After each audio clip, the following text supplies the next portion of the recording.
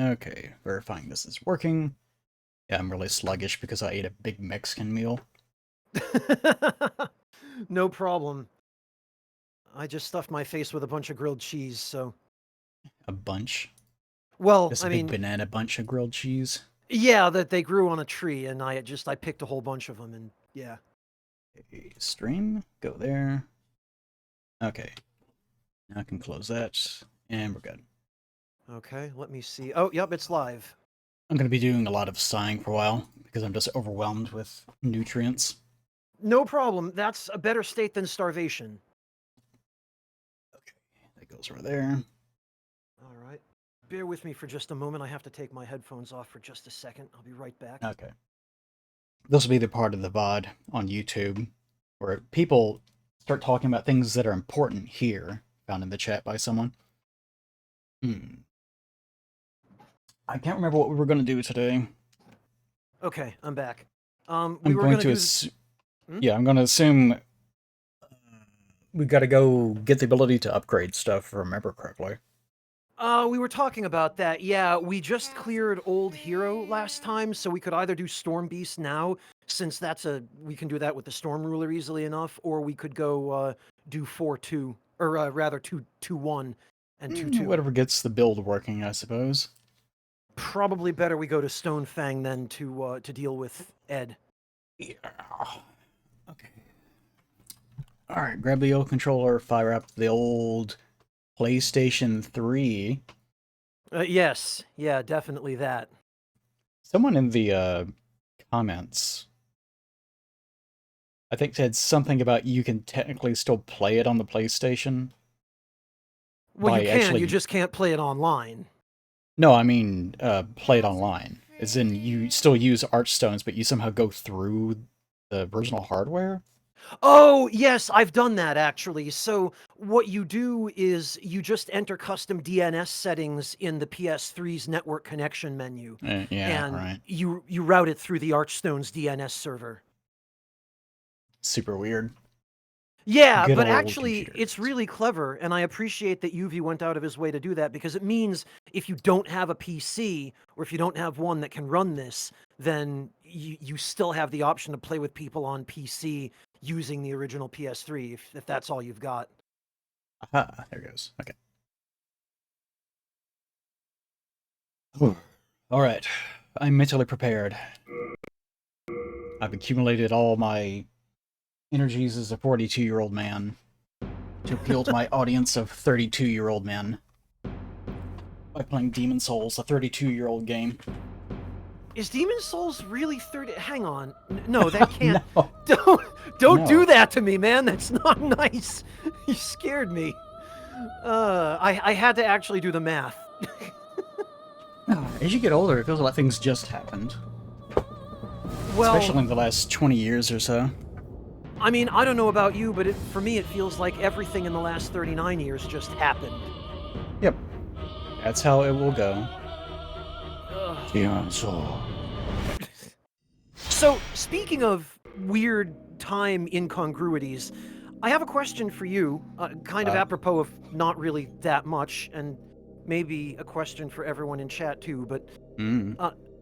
Plague, on average, how long does it usually take you to make a grilled cheese sandwich? I don't typically make. I'm not a big fan of grilled cheese. I don't like eating Really? just a big fistful of cheese. Well, but I Especially mean, you're when the putting it only other between ingredient is bread. bread. It's just carbs and cheese. I mean, good grief. I mean, don't you put tomato or onion or like bacon on it? Bacon's No. not technically carbs. Yeah. Then, like, if I'm gonna put forth that much effort in making something, I'm gonna make something. It's Okay. grilled cheese. It's gonna be here's 2 slices of bread and here's some cheese. Go. And it's gonna taste like garbage, but it's technically gonna be energy. So I Okay. guess, I guess not very long at all. Probably just like 4 or something minutes. I'm being a Really? lazy ass. Yep. Okay. It seems maybe I need to go back to the drawing board then, because I made some grilled cheese for dinner, and it took me about an hour and a half. That's not good. I so I've been wondering if this is just me slowing down in my old age, or if I'm legitimately just doing it differently than everybody else. Presumably so, yeah. I mean, if you're preparing a bunch of different things and chopping vegetables and such, then I guess it would take longer. Well, I mean, slicing tomatoes, yeah. So, like, I mean, I guess maybe this isn't the typical procedure for everyone, but I was kind of wondering how far out of the ballpark I am with this. So, I got a loaf of bread from a local baker yesterday, and I sliced it. And when I make grilled cheese, I like the bread to be crispy. So I brush the bread in a good quality extra virgin olive oil and toast it. And then I have some garlic butter that I made with fresh herbs that I spread on it once the inside pieces sides of the bread are hot. And then I grated the cheese myself rather than just using grated cheese out of a bag because I just had a block of cheese, so I decided might as well use that. And then I toasted the bread in a frying pan, and Yeah, just vomit garbage onto the plate. okay, That's pretty much it. You're asking the wrong person in that regard. If I make something, I'm gonna make something.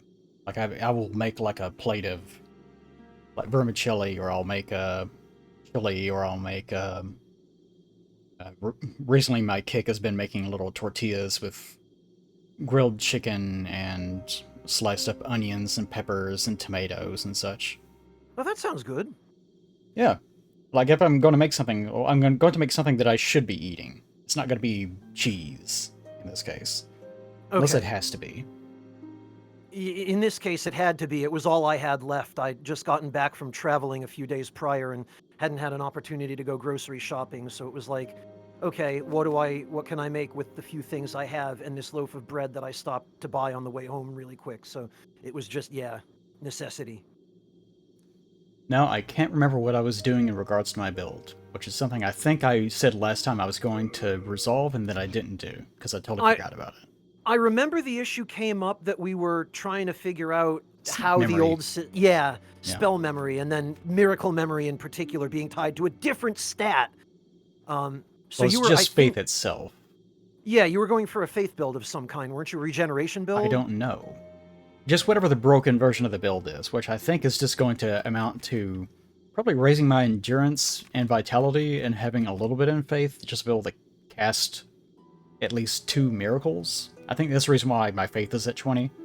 It's been Okay. like almost a year since I started formulating this build, so From what I recall, and I could be wrong about this because my memory is not what it used to be and it was never all that good to begin with, but I believe I recall us discussing that you were going to use the min-maxed regeneration build or some permutation yeah. of it, which, yeah, that's Regenerator's Ring, a Blessed Weapon, Adjudicator's Shield, the Regeneration Miracle, and then whatever else you want. Mm-hmm. And I think I have all the requirements for that already. It's just a matter of probably pumping endurance and vitality at this point. Okay. I'm asking, like I don't know. I'm assuming that's correct. Oh, yeah, I mean, vitality definitely.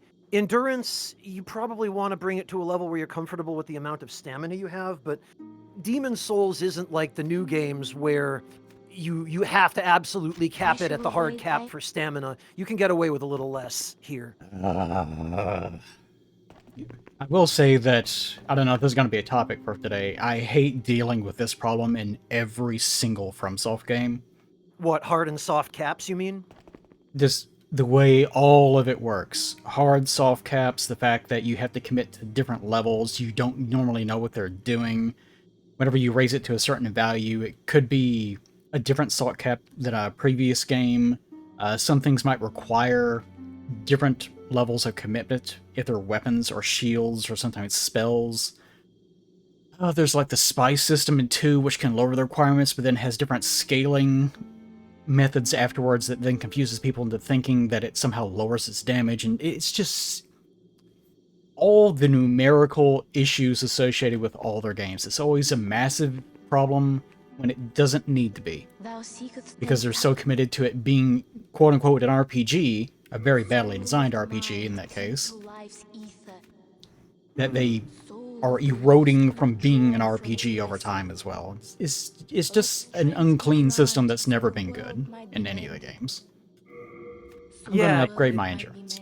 Okay, go ahead. Yeah, that's fine. That'll work for now. Yeah, I don't like having the kind of conversation where I'm asking, what do I do with this? And then it turns into, this is not you, by the way, this is just like in general. This is like if someone Thanks asked for me, clarifying. it would turn, I was- yeah, if someone asked me, it would turn into this exact same thing, where, what do I do with, like, my 100,000 souls?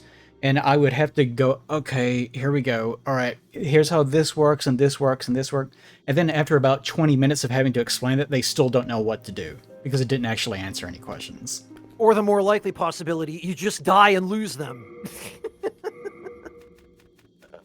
Can I equip this yet? Nope, still can't. Still can't. One day I'll be able to have a shirt, but not today. Alright, where are we going? The second Archstone? So if we're going to do... Or the first one still? If we're going to go deal with Blacksmith Ed, the guy for advanced weapons, we got to go to Stonefang. So that'll be 2-1. 2-1, okay. I'm going to 2-1. All right, I will head out there in a minute. I'm also going to close this, because I never did my intro music like I thought I was going to. Yeah, you know, I was sitting there watching the time tick down to our stream start time, and it was 10 minutes until H hour, and then 5 minutes, and I'm sitting there getting more and more anxious, and then I remembered, oh yeah, Plague doesn't stand on ceremony, he just starts. Yeah. I also had to pee over and over. Oh, I'm sorry to hear that. I'm not diabetic or anything, it's just like, there's still more rattling around in there. Well, I guess that's because you're not constantly making grilled cheese for dinner. No, I'm human. Okay, you can leave your Stein Simba around here. All right, I'll leave it near the merchant. Yeah, I'm not going anywhere near that little crystal lizard for obvious reasons. Sure, yeah. All right, let me see. Messages. The next enemy is susceptible to pierce attacks.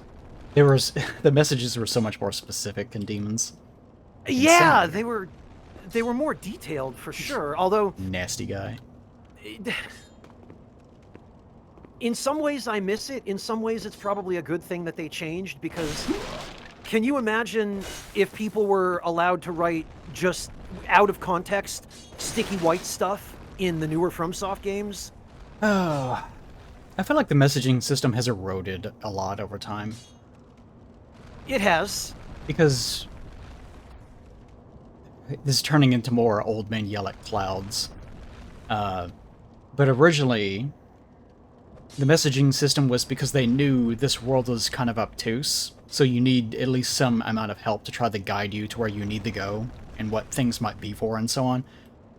Now they've gotten so obtuse, which, you know, Miyazaki has admitted to, that it's gotten a little bit out of hand, that the messaging system is used more for, like, memes. People don't really use them for communicating too much. It kind of depends. Sometimes you'll find one that's useful, but there's a lot of tongue, horse, butthole messages. You know, that's an interesting point. It's been so long since I ever paid much mind to the message Also, your sign system. down. I had to go back to the Nexus and Suicide because I also, it turns out, was in body form. Yes, okay. So I'll be right over. Yeah, it's interesting. In the early days, all the way up through, I want to say up through Dark Souls 2, it seems like people did use the message system to actually, the majority of the time anyway, try to help each other. But then, in Dark Souls 2 is where the whole try-tongue but whole thing started because of how they changed the structure of the message syntax. And it seems like ever since then, it's just been, yeah, that for the most part. I don't seem to see too many helpful messages either, now that you mention it. No, people kind of just look up walkthroughs nowadays. Especially, I guess, post-Elden Ring, just because so much of that, this is not a criticism of Elden Ring, but it's just the nature of open world. There's a lot more, I need guidance with something more specific, because it's not a linear path, so you kind of have to be more circuitous in how you search for information. Yeah, so a lot of people will rely on online stuff. Well, especially in Elden Ring in particular, where they erred very heavily on the side of giving less guidance rather than more, which led to an interesting situation with us when we were working on the guide, where we Find out the hard way. Yeah, I've told this story in a couple of other places, but I don't know if you've heard it. Refresh my memory. If you have, I'll shut up, because I can't remember who I've told what anymore in my old age. My sign's down, by the way. But so early on, when we were working on the first books of the Elden Ring guide, you remember how the tutorial in Elden Ring is you 99% of the time, unless you're a super big dick OG, you die at the church to the boss at the church, and then it spits you out in the stranded graveyard, right? What? What are we talking about? I got distracted. That's okay. Elden Ring, the tutorial. In the tutorial. What about it? You died to the boss that's meant to kill you, yeah? Yeah, Or and then you get spit out in the stranded graveyard.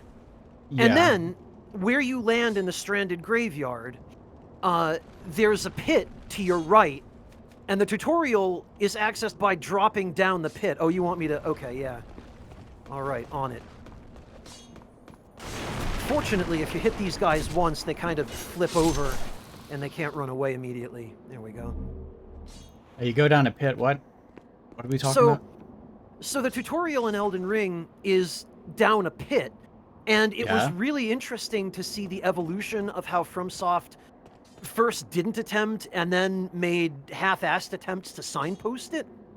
In the early network test builds of the game, which you can go back and watch, because people have uploaded footage of it to YouTube. Yeah, I seem to recall there weren't any messages at all. There was nothing. There was nothing to indicate that the tutorial was even down there, so you'd walk by it, and you'd take a look down the pit to see what was there, but you'd see this long drop, and you'd go, yeah, okay, no, that's death. And you would ignore it, and you'd run right past it. And there was nothing there to tell you that you were supposed to drop down. And so over the next series of network test builds and patch updates, you can actually watch that area change. You can see that first they added a ledge halfway down the pit with a little candle on it that's meant to show you that you're supposed to, you know, have something to drop down to, because you would take damage if you fell down there originally. You can kill these guys with arrows, right? You can, but I don't know if I can reach them from here. And I don't have a bow. Yeah, it seems like you would actually probably be blocked by invisible wall or something. Yeah, no, you can just, if you want to wait here, I'll take care of them. I remember this. I was just wondering. This is just muscle memory. I was going to comment that they seem to have an infinite supply of rocks. Very talented young men. They do, yeah. If you go up top and watch them, they pull rocks out of their asses. Like, they just materialize. Something else I was going to comment on, the Crystal Lizard system, which I think we commented on, but was been specifically on my mind because last night there are two specific Crystal Lizards that I can think of. Where'd you go? Up top? Up. Okay. Oh, right. You have to let drop. There are two Crystal Lizards I can think of in Dark Souls 2 that are problem children for me. One is when you're going to Brightstone? I forget what its name is. Brightstone Cove, Seldora. Yeah, there's one that's like in between the little Rat Covenant area and the next area, where there's a bunch of dirty guys inside of caves, and inside of tents and such. You probably know what I'm talking about. There is... Oh, there's Kel. Oh, Kel. There is, a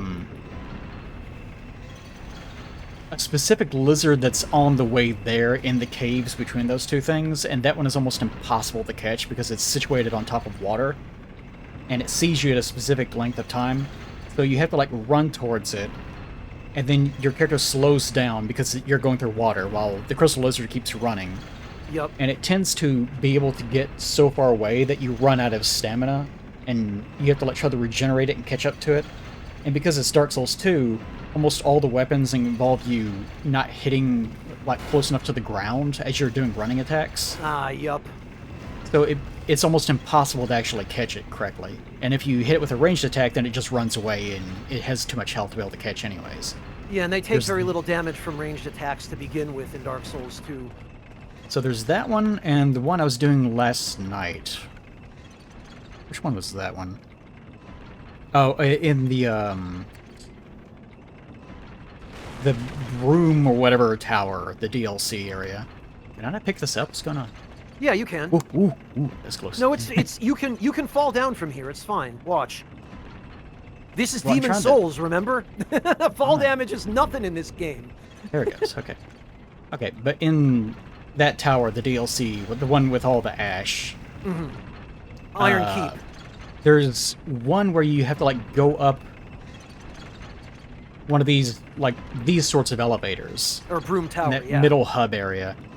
And roll into a little sort of semi-secret area, and then there's a Titanite demon that the second it sees you, it runs off a cliff, and you can't catch it. Yep. And of course, because it's Dark Souls 2, whenever you quit out and reload, it doesn't spawn them in front of you like people used to work around in 1. Yeah. So you have to go completely back to the bonfire and try again. And again, you can't hit them while you're running. So, especially on mine lately has been that system. I have always detested every version of this system in all the games. I feel like it was especially trolly in Dark Souls 2, though. You're right, because there, like, in Demon Souls, it's still not great, but at the very least, you're given a chance at catching the lizards, and you have the thief ring you can use. And the thief ring prevents them from running away before you get within a certain distance. So, you know, you've got that workaround, and in this game, at least, ranged attacks from mid-range, like flame toss or, you know, bows and arrows, they'll hit a crystal lizard most of the time. In Dark Souls 2, everything was deliberately positioned to be as annoying as possible, because remember, that was the game where you'll lose your souls over and over again. Because that was what they thought people wanted. So I can't remember if we actually had this discussion on stream or not. I've certainly had it a lot in private time. But of course, in this game, it's more of a system of... It's more of a system of it being an optional little challenge that gets you resources. And as we discussed, the only real disadvantage is the fact that you need some of those. I'm sorry, the double backstab here because of the online latency just... It's been a thing for years, but it never ceases to crack me up. There's Kel. Sorry, go ahead. What was that saying? In this one, you need the resources. And that's how they were designed in this game. Which is why in this game they kind of just go away if you don't catch them the first time. And of course they realized, oh, people don't like that system.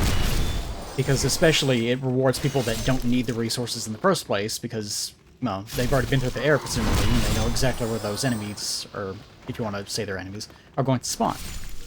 Or they're familiar with the previous games and they already have a you know, general understanding of how the system works. Yeah.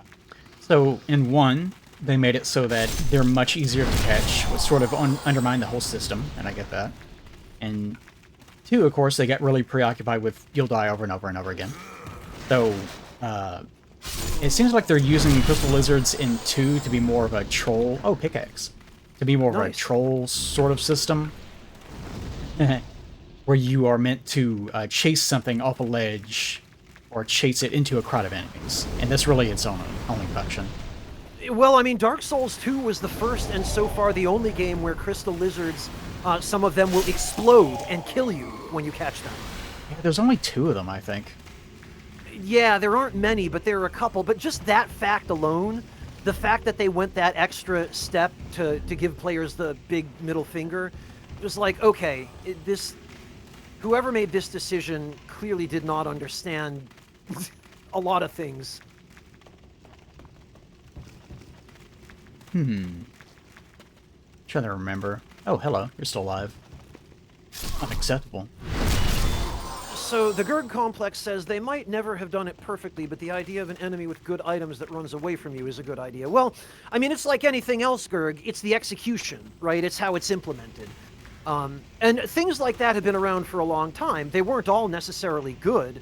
But the idea of special or unique enemies that have rare drops, yeah, I mean, that's a cool thing. Just how annoying is it to find them and to get the drops? I tend to think of things like the pink puff in Final Fantasy IV with the pink tail. That was horrible. That Bye. was a very early version of that. Bye. Hey. Oh, you need me to... Oh. Kel... Listen, Kel. Okay, so something that Kel was trying to sort of demonstrate last time, which you didn't really get a chance to. Probably because we stand around bickering for so long. Sure. Is you can, as an invader, show up to invade without necessarily just being overleveled and twinking your way through the process. Sure.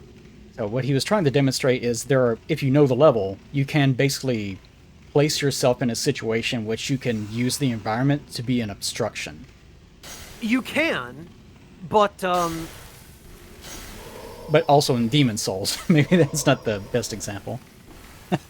maybe not. But Kel here is forgetting a very important fact about Demon Souls, which is that the headbutt is overpowered. So would this be your solution to this problem? Yes, until that happens. Yeah.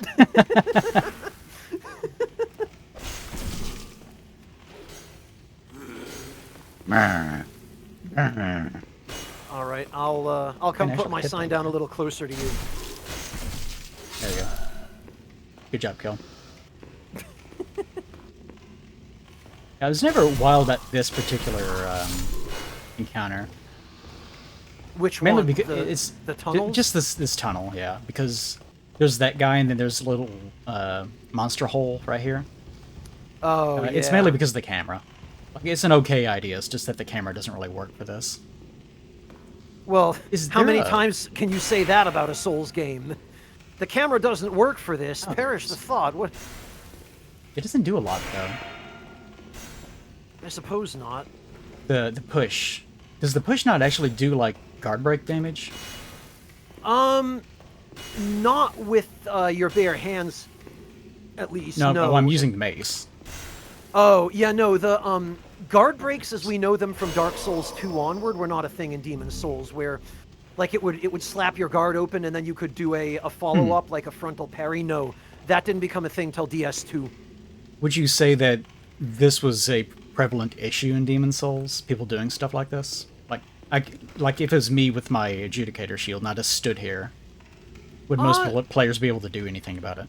Yeah, they could still shove you, because the thing about the shove is that it doesn't necessarily break your guard, but it does still push you back. So, and you can get perma-stun locked by it if someone knows how to manage their stamina so that they time it properly. Here, he'll keep attacking if you can hear me. 1, 2, poison, 3. It looks like it would take probably about 5 or 6 stabs in a row to be able to get through all my stamina at the level that I'm at now. Yeah, and I mean, you can... I want to say, if I'm remembering this correctly, I think you can parry the shove attack. So if you're super good and you get it on the first hit, yeah, you can parry the push. Oops. So Quasar asks if we enjoyed the giant crystal lizards in Dark Souls 3. You know, that's a good question. Your answer is no, Eli? I hated those things. Yeah, so my feelings on them are... That's interesting. They weren't my favorite, but they were definitely a nice change of pace from just, chase this tiny little lizard off a cliff. And if you screw up, then, well they're not even a system anymore. It's just another enemy. Let's say instead of a Titanite, whatever, they just look like a big bear. They were just another rune bear. You killed it and it dropped an item. It's just an enemy. Like, there's no system behind them anymore. I've described it before. I'm pretty sure we talked about this already, but they bear a lot of resemblance to the Mimic system and how they're designed. Crystal lizards? Yeah, in the sense that it's meant to be sort of a surprise encounter with an optional reward that has some sort of... It has its design issues like the Mimics do, in the sense of Mimics... You end up just attacking everything, right? Sure. There's never really a good solution for that problem. other than trying to randomize them, which just results in people doing the exact same thing of attacking every chest. And if your solution to that is to make every chest breakable after one hit, then you're just undermining the whole system. Because the whole point of the appeal of it is the fantasy of the mimic of, oh, I'm going to get a treasure. Oh no, it's an enemy. And that's it. Like, it's enemy associated with item, like free item. The little runaway enemy type thing as well. How do I get down there? Oh, I can just fall off here. Okay, here we go. So my sign is down at the entrance of the big room where the dogs attack you. The big room where the dogs attack me. Yeah, right before we run into the Fat Minister in that little enclosed room where we ran into Kel. Okay, so pretty... Okay, back here. Or I can move it up if you want. No, that's fine. I was just trying to remember where I was. Oh, okay. That's where you were hiding. Ah, yeah, here you are. Okay. Oh, I love how floppy they are. Good old Havoc physics. Anyways, yeah. It has the same problem where it's a system that isn't quite working the way that it should be.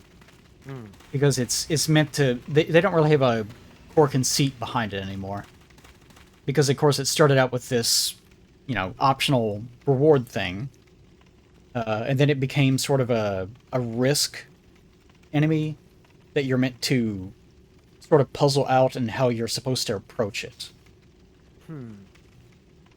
And that also is not really working.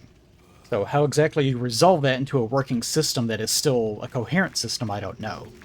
Because, like the big Dark Souls 3 versions of those, sure, they're different, but now they're just an enemy and there's no system behind it. So yeah, how exactly fair. you fix that, I don't know. Well, I mean, if making them just a regular fight is not the solution, what about making their gimmick a little more involved or intricate? Well, something I was actually talking about last night because I was getting angry at having to do a Dark Souls 3 encounter where I was doing that one in the tower I was talking about, where it just kept running off the side and, trying to escape before you can reach it. I said most of the problem is like its range is too high, so it immediately turns and runs. So you're being encouraged to try to run after it and like grab it essentially before it can escape. But so many of the weapons just don't work for that function because they're oh right. Because it's yeah, I need this. Okay, there we go. Was there anything else up here? No. It doesn't work in that function. So I was thinking, what if you just made it so that you didn't actually have to attack them? It's just a matter of running up to them and then like tapping A and like grabbing. Then I figured that would work better, but at the same time, I know that in FromSoft's case, they would probably make it so that Sorry, you would probably have all a kinds very of distracted. Yeah. Yeah, you would probably be given a very small window of time. Whoop, shit. Where you would actually be able to interact with them, because they would want to encourage you to run off a cliff in the process of trying the mash A. So you just end up with the exact same issue. I think it's more of a matter of how they use them, because they're obviously using them as bait, and that's part of the problem. They're not really like puzzle rewards, they're used to try to incentivize the player to do something suicidal.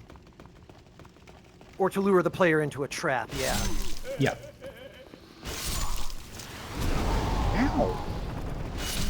Alright, my sign's down in roughly the same place as before. Okay, give me a second. Take your Walk here in a time. bit. Oh. Thank you, Ghost. I wouldn't have seen that lever. I wonder if that was actually... It may have been hard-coded into the game. What? The lever ghost that I just saw for opening this gate. Oh, it is, yeah. The ghost that pulls the lever up on the ledge, that appears even if you're offline. That's a dev ghost. Nice. What a good idea. Yeah, like, the fact that even this far back they were thinking about this kind of thing, like, someone thought to... Yeah, no, we should just add a ghost to make sure people know what they're expected to do here, because this is a fairly big room, and there's a lot going on here, And the path forward isn't really all that clear without some kind of hint. And what they're doing there is leveraging the existing system for online play, but offline. So, I mean, it's a good solution. It doesn't require them to It's do a yellow anything. paint problem. Like, Yeah. how do you get players to look at something? And I think it's a little bit more elegant than yellow paint, frankly. Yeah. Okay, so something Kirky points out is... Oop, let me concentrate on Batman first. Good thing I can face fuck this guy and he can't do anything about it. Oh, there he goes! It's a trap. The crystal, the way they're using it in 2 onwards, anyways. It's a trap system. So what is the difference between those then? And I would say, like, traps are fine because the idea with it, like a trap, like, let's say I walk through this particular doorway, the one that you place your sign down in originally, and there's like a pressure plate here, because they do that a lot in 3 especially. And then whenever you touch the pressure plate, something happens, like, you know, something shoots out of the wall and hits you, or a rune bear drops on top of you. It's like, hey, I'm a rune bear. I'm here to fuck your day up. Oh. Yep. I got him. That's the trap. And part of that is, one, it's stationary. And another part of it is that you can see it and then avoid it. Whereas with the Crystal Lizard system, they are a trap, but it's one that if you want the reward for it, you have to engage with it. And you have to actively put yourself in danger, and there's not really a way of circumventing the problem. I'd say that's the main distinction. Yeah, like Like with a I trap, feel you can as though- sidestep it. Yeah, a trap that's optional, I generally don't have a problem with. I'm proud pressing in the stick. Yeah. I mean, personally, I don't necessarily have a problem with a trap that's mandatory as long as it's not something... Like, I tend to think of the puzzle boxes in Onimusha as optional kinds of... Not traps exactly, but things that, you know, if this puzzle is too annoying, you don't have to engage with it. The reward that you miss out on isn't super important. I mean, it might be helpful, but you can still beat the game without it. That's cool. To me, my only real issue with traps is if, There it is. like, if there's an entire area that is just nothing but ambush. Like, Elden Ring is really bad about this. The DLC of Elden Ring in particular, there's one spot in the first Legacy dungeon in the Elden Ring DLC, one spot among many, but in Bellerat, where you climb the stairs past that second bonfire near the bridge that goes to the storage room. Right past there is a path that has, and I counted them because I had to write the area walkthrough for this zone in the official guide. Within the space of probably the equivalent of, like, in real life, a 30 or 40 foot stretch of path, there are 5 or 6 ambushes that are all the same kind of ambush. Every single one of them is just an enemy hiding around a corner, waiting for you to walk by, and then they jump out and they do an attack that is scripted, and they attack you. And it's literally 5 or 6 corners in a row that this happens on one path. And at that point, stop! Just stop! Do something different! Yeah. It's not even, like, I don't like it. Ooh. Oh yeah, you guys. I don't really like encounters like that. But it's, you know, I guess it's valid in terms of design. Talk more about that in a second, I guess. But more of the issues, yeah, is that they're getting to where they don't really have a method of challenging the player in that sense, like exploration. And they're resorting more and more to just doing that over and over again. The same one-dimensional idea, just repeated ad nauseum. Yeah. Something I was thinking about, I'll talk about whenever I get to my 2 playthrough. Because I thought about it whenever I got to the windmill in 2. Poisonous Windmill, whatever it's called. Oh, And- Earthen Peak, yeah. Yeah, Earthen Peak, which in no way describes any element of that level. course, yes. Poison Windmill. Whenever you get to Poison Windmill, whenever you first get there, you access the bonfire, and then the first thing you do is, like, go up some stairs. And immediately one of those mannequins, I think this might be a scholar issue. I don't know if this is the original game or not. Immediately drops directly down on you, because he's just right above. This is an example of bad enemy placement for me, because you can't really see it coming. It's that same puzzle logic. If you're careful and you're trying to make sure that you aren't doing anything reckless, there's no reward for it, because there's no way that you could possibly have seen that enemy coming. So it's more a matter of you go through the level once, you get hit by it unfairly, and then afterwards you just remember, oh, that guy's there. I'm not sure how to distinguish between those two methods of design, but one rewards being able to actually examine an area and know what's coming as a result, and the other is more memorization, where it hits you one time, and then afterwards you know it's there because you're expected to have taken damage or died in the process of experiencing it.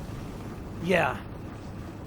Yeah, encounters like that are dynamic are my favorite, that they change every time you go through them. But from a game design standpoint, they're the hardest to make, because they have to rely on some kind of system to generate them, and even modern systems are limited. It's not aligning very well, the animation for you casting. Oh, no, probably not. This was always an issue, even in the original servers. I was trying to think here in Demons. Are we going this way first? What's Yeah, we got gotta activate the lift, the shortcut. Okay. I was trying to think of any, like, ambushes that have happened in Demons so far, and I can't really think of any off the top of my head. It's probably been somewhere. There are only a few. Like, that's the thing. Demon's Souls uses its ambushes sparingly. It doesn't rely on them every single twist and turn. And, I mean, in a way, its ambushes are, like, it deliberately goes out of its way in some cases to show you its ambushes. Those two guys that were throwing stones off the balcony down there are a good example. Like, you see that they're there, and you're gonna know they're there before you run into them, but it's a question of... How do you deal with it now that you know that this is a problem? Yeah, and you have to get the right timing, or else you have to have a ranged weapon that you can use to snipe them. And to the credit of this encounter, I want to point out here. Go ahead. Just the fact that we can wrap back around, and this is... We usually associate with this with one, but here in Demons, we got back to where we started, and you immediately recognize, oh, this is how the world works. It's just one of those things that I always appreciate about early From self-design. And not only that, but we have a view of where we started that is different than the view we had when we started. Like, we're looking down on it from up above, and we now have a bird's eye perspective, and we can see pretty much the... Yeah. I was looking at the distant objects whenever we first started, but I didn't really have a good view of them. So... I'm not sure where that is, but it looks interesting. So that's really fascinating. This, according to the descriptions of the Archstones, and to a couple of item descriptions, it seems to suggest that all of this, all those ruins over there, is or was the kingdom of the Burrowers, and that the section of it that we're exploring now is just the main mine. Did you activate this? Yes. Oh, okay. Yeah, I pulled the lever. Okay. Yeah, well, Kel, not just corkscrews, but the levels in Demon's Souls are... They use a different design philosophy than most of the games that came after this, other than Dark Souls 1, which had a little bit of that left because it wasn't completely linear. It did have a little bit of a hub design going on, although nowhere near as much as with the Nexus. But the design of the areas here is in some ways more limited because you start off at, 2-1, then you go through it to 2-2 and to 2-3. So they're linear in that way, but like each subdivision of each Archstone zone, it loops back onto itself. And where are you? I was trying to get that item. Which item? The one down the elevator. Oh, all the way down in Ed's shop? Or wherever it is. Oh, okay. hang on, let me come back and leave my sign down. I think I... Yeah. But there's no way I can summon you, know? Well, you could use an ephemeral eye stone. Ah, there it is.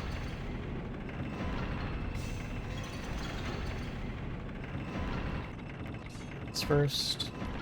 Come on. There we go. But yeah, Kel, the level design in Demon Souls is... Oh, this. Okay, that's it. It had to do more with less. Like, it had to accomplish more with a greater set of limitations. And I feel like even though that does result in each zone overall being more linear, it also means that the zones have more intricacy and more little side areas and branching paths through the zone.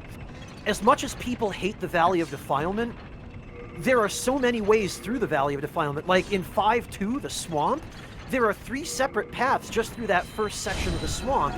And then when you get to the second section, there are a couple more paths that you can either go along one of the sides or you can go straight down the middle. And the obstacles you'll have to deal with in each case are completely different. Is your sign down here? Yeah, I'm headed back to the entrance to leave it for you. Okay. I'll leave it near the merchant. What the hell were you talking about? Let's see. Before we started talking about level structure, traps. The nature of traps. Yeah. Yeah. I guess that was the full thought. Okay. There's a methodology in creating how traps work, and what makes them work usually is seeing that they are there, and if you're reckless, you can just try to get through them by just plunging yourself into them, which is a challenge of its own, but it's your conscious one, versus one where you are more methodical and you take a slower approach and you think out a plan, then you take no damage in the process of avoiding the trap. It doesn't work whenever it's just sudden and it's just there to make you take damage. That's the wrong kind of trap. That's, I would say, bad design in my case. I feel like what... go ahead. If you're the kind of person that's like, that's not a problem, I love it, okay? Like, I don't know what to tell you, I just disagree with you, but that's fine, I guess, too. Not there. I feel like the traps in Sen's Fortress and Dark Souls 1 were actually pretty fair. The first time going through there, it was terrifying, but Sen's Fortress, like, most of them you can see in advance, and where you can't directly see a trap in advance, usually you'll see a pressure plate, and then you'll see something, you'll see a little square hole in the wall at the opposite end of the corridor, and, like, they give you enough to put 2 and 2 together, you know? There's a few spots where I would probably do things a little bit differently. Like, whenever you first get there, past the 2 snake men, whenever you're first going across, you see the pendulums for the first time, and that one little snake dude that throws lightning up at the very top can start pelting you with things as you're just learning what the hell it is that you're supposed to be doing. I never liked that guy being right there. Especially whenever you wrap back around, get past that first guy on the little narrow passageway, then get up to the smaller level where you go across, then you finally kill that one little snake guy, and then there's the trap that's right behind him. Yeah. That's a little bit too much for me. I would probably move that one caster away from that area. Probably actually put him at the very back end where the guy with the machete is. That way he's casting towards you, and even if he sees you ahead of time, most of the time the shots are being blocked by the pendulums. Something like that. Yeah, I mean, I could see for the maybe... most part is fair, though. Yeah, like, maybe not having that caster cast at you when you're going across the lower bridge where there's already a dude with a machete, the man-serpent. Maybe having the caster wait until you get to that upper portion where you're running straight at him before he starts casting at you. And that way, it would give you a chance to learn just the pendulum timing and only have to deal with a melee enemy. And then they throw a ranged enemy at you during the second encounter after that. But, I mean... That aside, I feel like the pendulums in general, and then even having to run across the pendulums and deal with the crossbow traps, they give you enough to be able to figure that out without just going, LOL, haha, we got you, Raffle Mayo. Like, I feel as though Sen's is... It's about learning, and it rewards you for learning. Whereas in some of the later games, the traps were just... you know, well, okay, we've seen this once, now we know it's there and we'll never get hit by it again, but that one time it was just the devs having a laugh at your expense. You know, it doesn't add anything on subsequent playthroughs. Whereas Sen's, I mean, when I'm careless, I still get killed in Sen's Fortress. Even though I know the layout inside out, I know how all the traps work, I know the timings on the pendulums and the crossbows, but... Coming down? Yeah. Like, Sen's I still get killed, but I get killed there because of me, because I get careless or cocky, you know? Okay. I have my Mirdan hammer at +3 now. Excellent. Although it still does not... Wow, AR is still 137. How do I get it to Blessed? I believe Blessed is either +3 or +6, and you need Faint Stone. Need what? Faint Stone.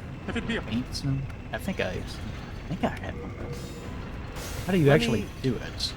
Let me see if I've got it. Quality Crushing Dragon. Okay, Dragon is +1, so you'll need to get it to +3 first. It is at +3 though. Are you sure it's not like a +4 or some weird thing, or? It might be +6. I know that there are some at +6, or maybe +5. Oh, demons! Yeah. This is why you don't do this, kids. Let's see. Yeah, credit where it's due. They definitely streamlined the upgrade system a lot in Dark Souls 1, and that was an improvement. Blessed upgrades. Whatever else may be said of Dark Souls 2, they streamlined it even more in Dark Souls 2 and made it even simpler, which, as many other criticisms as I have about that game, I think that their changes to the upgrade system were generally good. And Vextra says nothing about it. Thanks, Vextra. You are, again, as usual, completely worthless. No, don't. Vextra doesn't know shit about Demon Souls. Look at Wikidot. Oh, does it have a Wikidot? Yeah. The Wikidot was one of the best places for it. It's old, but... Yes. Upgrade path starts at +6. Okay. Alright, I don't think I'm going to have enough to be able to... Yeah. Okay, it is get it to +6. +4. Actually, hang on. I have some stuff you can use here. The Mirdan hammer is what, Heartstone? I think so. I think that's what it's saying. Okay, here. Upgrade... You take that. Shard of Hardstone... Wait. And a large Hardstone shard? Yeah, here. Take these that I just put on the ground. Also, what a mouthful. A shard of hardstone and a large hardstone shard. Yup. They don't even format them to have the same name. No, well, the localization for this game was a little bit rough, and generally Frog Nation does a pretty good job. Frog Nation, for those who don't know, is the localization studio that has always handled FromSoft games. They're based in the UK. 4. But they, this localization, I feel like, was done either in a hurry or on a budget, or both. It's still pretty with great decent, irreverence, perhaps. Okay, wait. Is that it? Possibly.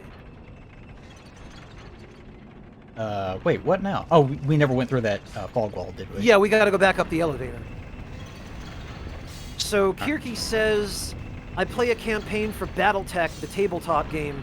Recently we had traps which were hidden. We had no way to detect and did a lot of damage if we stepped in them. Those are BS trap design. I argued and fought. At bare minimum, we should have a chance to avoid the trap. Otherwise, it's just silly. I have a feeling Plague and I would both agree with you on that, Kirky. Yeah, oh, that's what I was going to say. In regards to, like, Sin's Fortress, and that goes for this discussion, too. You can tell how much... Oh, wait, those guys are... Oh, right, I died. Oh, yeah. They'll be you back. can tell how granular design gets and how big of an impact choosing where to place an enemy can have as an effect on the level. It's not just a matter of just copy-pasting too many enemies in one spot. Even just... I'm going to have one bow guy, but I'm going to place him in the middle of this bridge as opposed to, like, the back half of the bridge. That can have a huge impact on the experience the player has. Something I mentioned... Oh, you went back up that way. Right. Yeah. Oh, I thought you were back up here too. I guess not. No, it's fine. But something I mentioned in my little recent Dark Souls video is... Man, I got distracted now. I forgot what the hell I was saying. We were addressing Design. Kirky's comment about traps being BS when you can't detect them. No, it wasn't that exactly. God damn it. Welcome to getting old, kids. What was I trying to say? Granular design.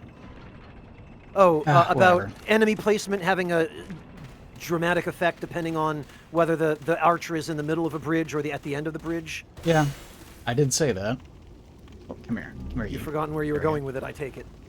Yeah, I was trying to establish a thought so that I could follow it up with 2 more thoughts, and then just what the end result would be, I completely lost. Ah. Yeah, give me the sweet goodies.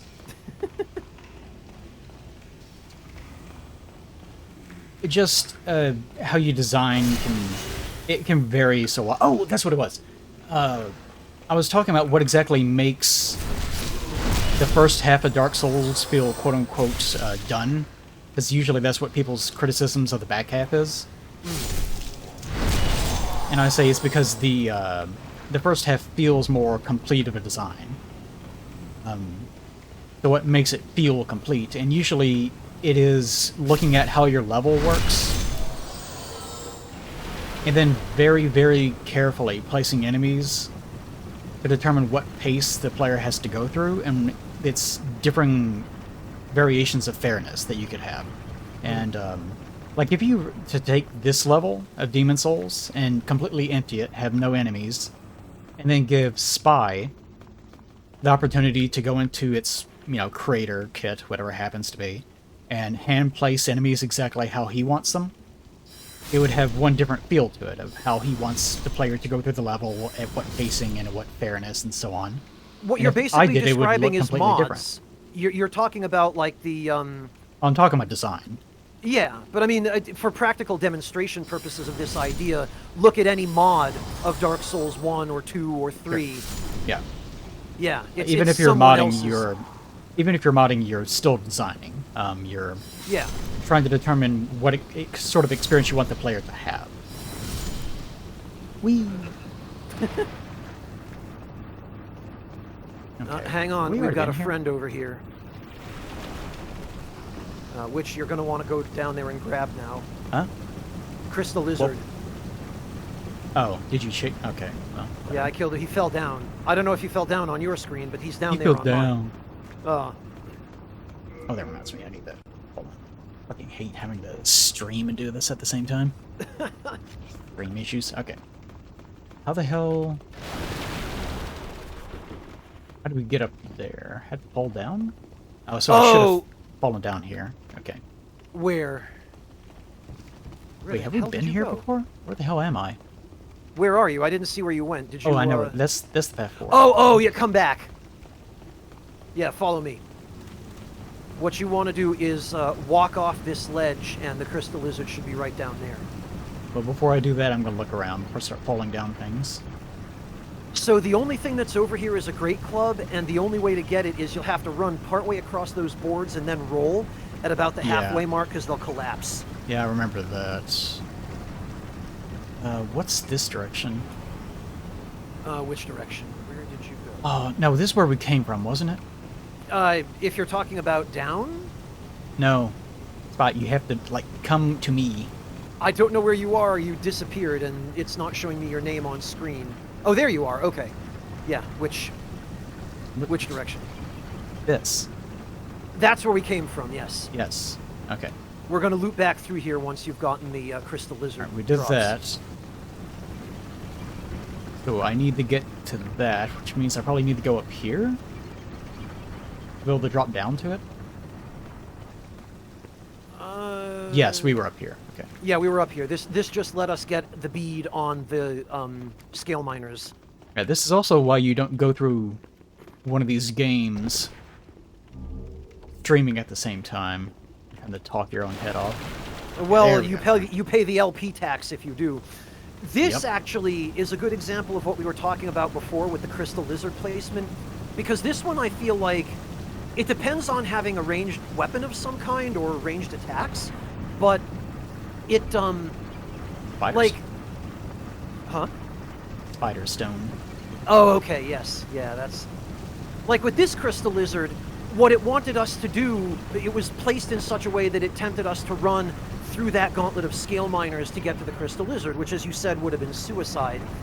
But we also were given a way around that, which was to climb up top to go through that stack of exploding barrels, and then just snipe all the scale miners to clear the path.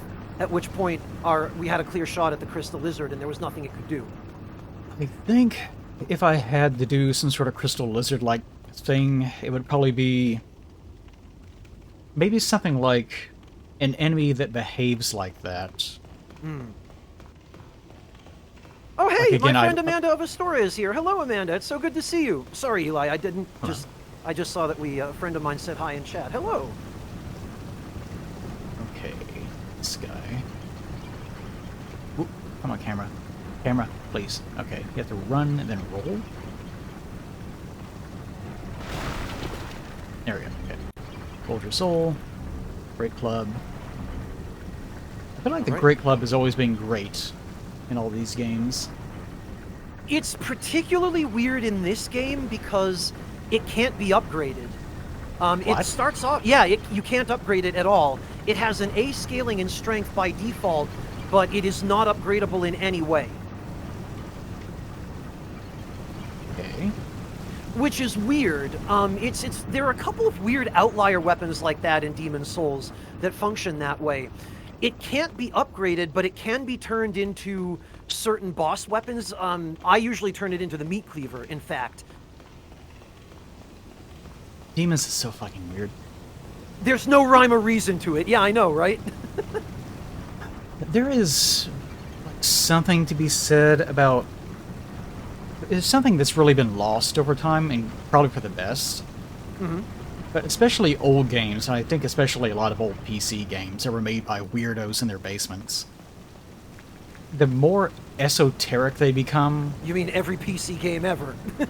Every old one, anyway. Yeah. The more esoteric they become, the more... almost like an adventure it feels like, because it's just... I mean, that's what real life feels like. You're just... There's no real methodology to figuring out, oh, this one animal works this way, therefore all of them work that way. Mm. It's just... It makes it feel like more of a lived-in world when everything behaves in a strange way and everything has its own individual rules. And there's ways of, like, even soft-locking yourself sometimes. Mm-hmm. Yeah, it doesn't feel like everything's based on a formula.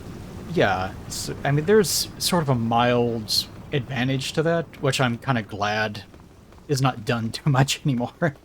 Because what a fucking mess of an era that was. Okay, we go this way?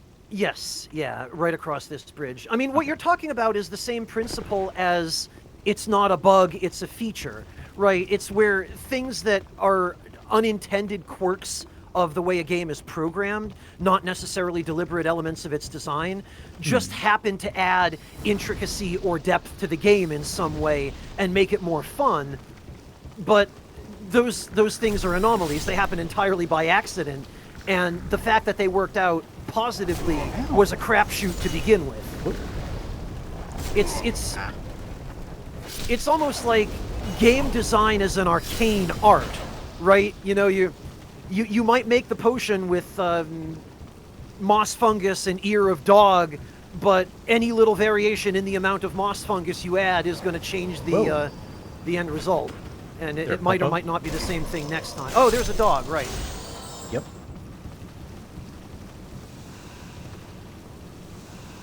If only you had the ability to regenerate your health for free.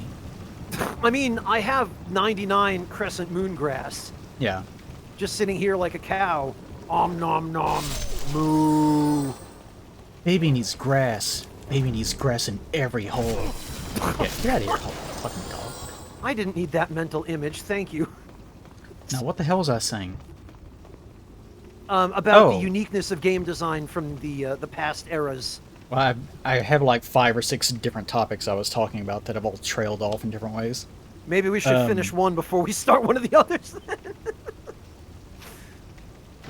It's one of the things I try to do in my old age to keep myself on track. Well, I'm used to being on my own, just talking, and I'm not good with having my thoughts, like, parsed up and interrupted, but that's the nature I'm sorry, of I'll shut stream. up. You can, But what was I talking about? That's the other problem.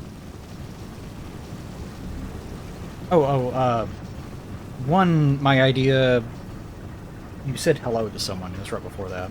Oh, one of my friends, yes. The crystal lizard thing. I was thinking, what if we have, again, I love using my goblins as ideas. What if you had like a little goblin enemy of some sort? In this case, it'd just be crystal lizard, I guess. Okay.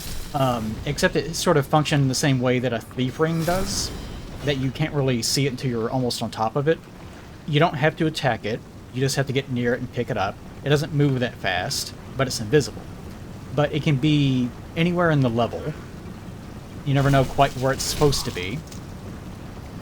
But it's a matter of trying to figure out where exactly it is. And ever so often it will leave something as evidence that it has been in that area and that it's moving towards a specific direction. Mm-hmm. So you just keep going through the level until you see, oh, it left some crystal poop this direction. Therefore it must be over here. And you go, and then as long as you are exploring the level, assuming this is not open world. If it's open world, then this isn't going to work. Sure. Then you go to a specific location, and then you like see it start to fade in the view, and once you figure that out, you just run over and grab it, assuming it's not in the middle of a bunch of enemies. But it will keep moving through the level at its own pace. Sort of like so the you old have to Black Knight triangulate concept. on it. It's like the old Black Knight concept that they had of it just roaming the world. Mm-hmm. Except it's just based on a specific level, and it goes down a specific path, but it's somewhat semi-randomized. Okay.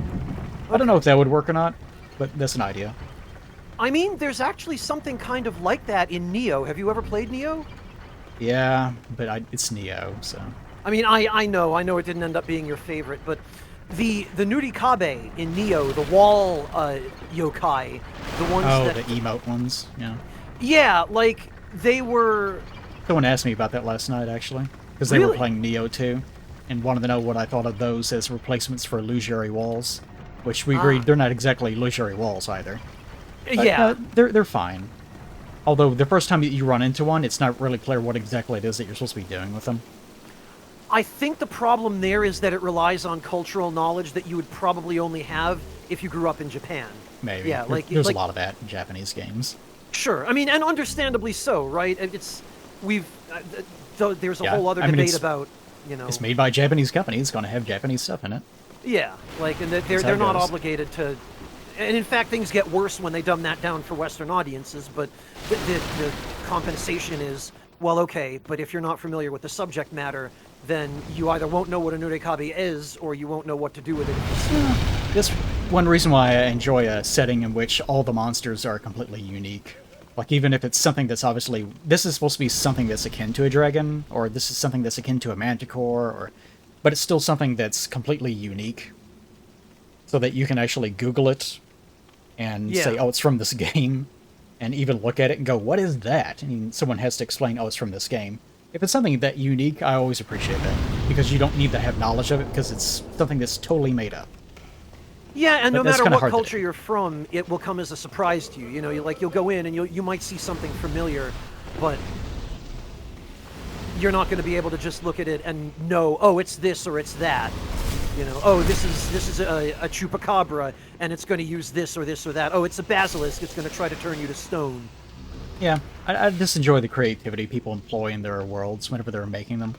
It's like this being around a creative DM or something, where anytime that they make something, you know that they're going to put a lot of thought into it, and you're not going to recognize what the hell it is. And it makes it more exciting to come upon it.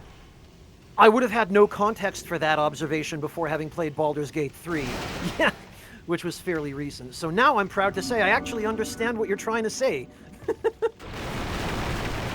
More stuff.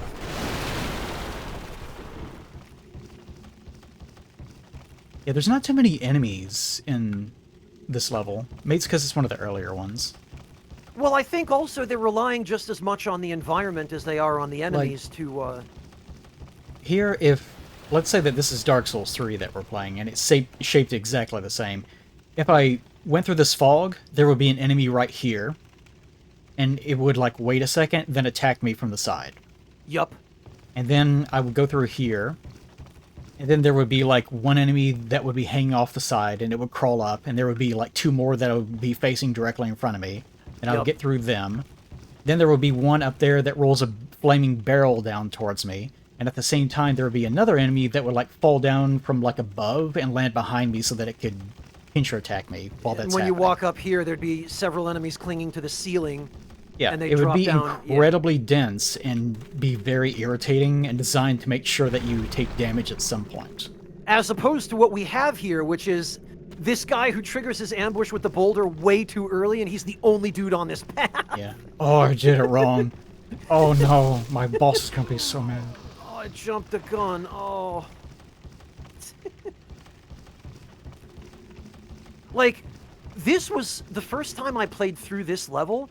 It was almost scarier to me that there weren't very many enemies here, because this whole pathway, there's that one dude with the boulder, and I'm like, okay, and I'm proceeding cautiously, thinking, all right, where's the next ambush going to come from? And then it never happens. I'll point out, you can see down to the beginning of the level from here, if you're looking.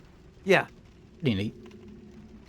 Yeah, Can't see too much, though. It's really obscured. You can also make out some things really in the distance, which is probably like it's probably just a bad texture, I'm sure, but the fact that it's just obscured enough that you can sort of almost make out something, which is probably just the texture, but it almost looks like it's supposed to be buildings, but it's not, I'm sure. Yeah, I think it's meant to be shadows or lighting effects or the texture of the rock wall. Yeah, it's pretty good effect for PS3.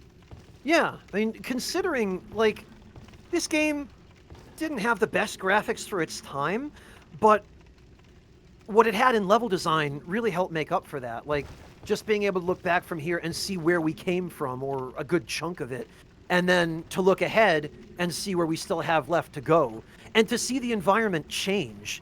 You know, like, it was only really when we got onto this walkway that we started seeing spider webs. And if you didn't know what the boss was... Go ahead. Yeah, I was about to ask, what the hell were we talking about? Because I had to interrupt you for that basic thought of just, hey, look, that's neat. Yeah, and I expected to just turn around and start going. Yeah, this is... We're still getting used to this, not just following our own trains of thought thing, huh? Yeah, okay, that's what it was. In the process of making a level, you're also trying to create a tone. And it kind of undermines your tone if you're constantly just overwhelming the player with, just throngs and throngs of enemies. If you're just making like a character action game or something, then, who cares? I mean, but if you're making something that's more of a RPG adventure sort of experience, then it's something to be concerned about. Treasure ahead. Yep, there's, right back here. Oh, okay. I think it's Spider Stone, if I remember correctly. Yeah. But, something I think about, should we be going up here? Nope, there's an item up there. Oh, you know what? Actually, I need this item. Thank you for reminding me. Yes, this is the Crisp Blade. No, he says, as a giant glowing item pulses above our heads.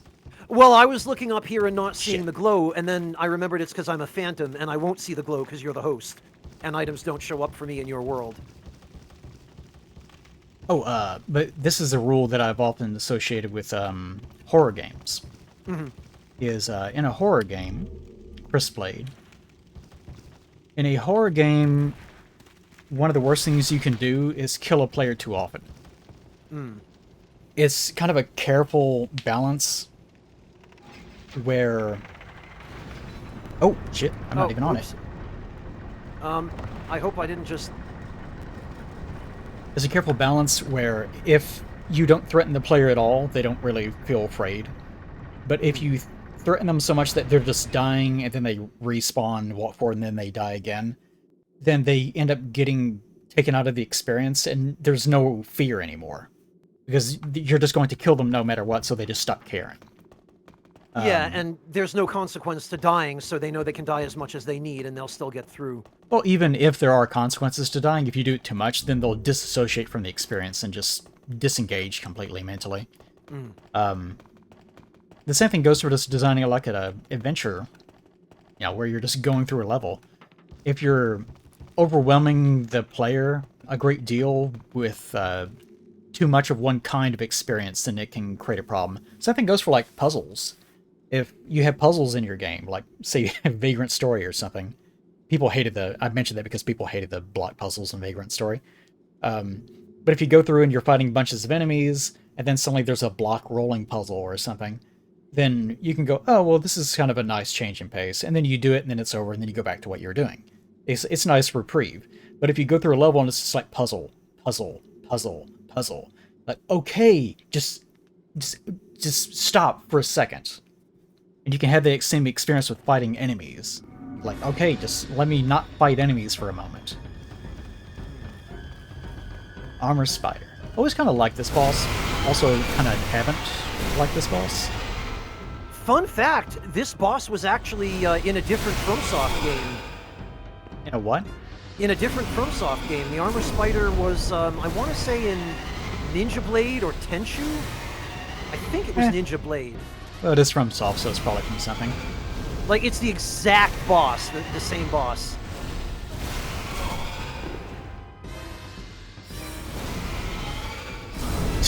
Okay.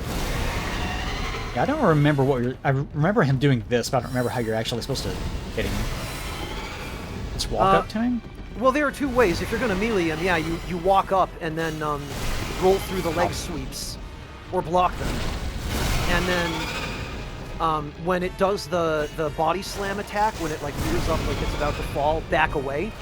And when it starts charging the fire breath, run. I know, I'm experiencing a Dark Souls 2-ism. For the reach, my weapon is really, really short. Oh no. God. Okay, run. Yep. Well, I can't, unfortunately, because I touched block. the spider web. I can't do anything. Oh, dear. Well, just Get spam up. grass then, and I'll... Good, you didn't die. Not killing me? What's going on? It might not have hit you. There we are. Okay. That was a boss fight. Yeah. Yeah, Kirky, I think so. Like, the boss fight with the armor spider in that other game is, it takes place on top of a bunch of skyscrapers, and the protagonist is a ninja, but it's in, like, some futuristic city setting. I want to say it's Ninja Blade.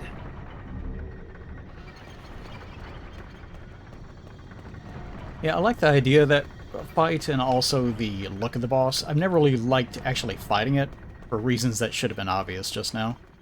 Yeah. It's very awkward, and yeah, mechanically it's just kind of... nothing really seems to fit. Yeah, it's very, very wonky, and there are a couple of spots in that boss arena where you can stand and hit it with ranged attacks, and there's nothing it can do to you except its fire breath. Okay. One of those stupid lizards is right there. Okay. Return to Nexus, I guess. Alright, did you, I guess we're gonna switch now, and I'll go human, and... Well, I wanted to see if I have enough... I don't think I have enough to get to +6. Oh, hello. Well, you can buy the low-tier hardstone from Baldwin in the Nexus. Is Baldwin the bald man? Well, more or less, yeah. He's got the kind of chrome dome thing going on, and a little bit of... I can forge weapons. A little bit of the halo Is he the around. forge guy? Yes, he is. Yeah. Okay. Yeah, I No, think I right, see you he's standing there clearly talking bald. to him.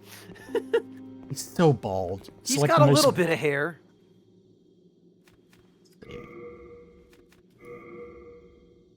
Four. I need 2 shards. Yeah, I won't have enough for I can do it like once. Get to +5.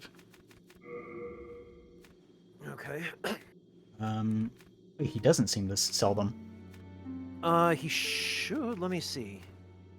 Arrows, bolts, crescent moongrass, fresh spice, and Ed's grindstone. And that's Oh, it, what the besides hell? weapons. He doesn't.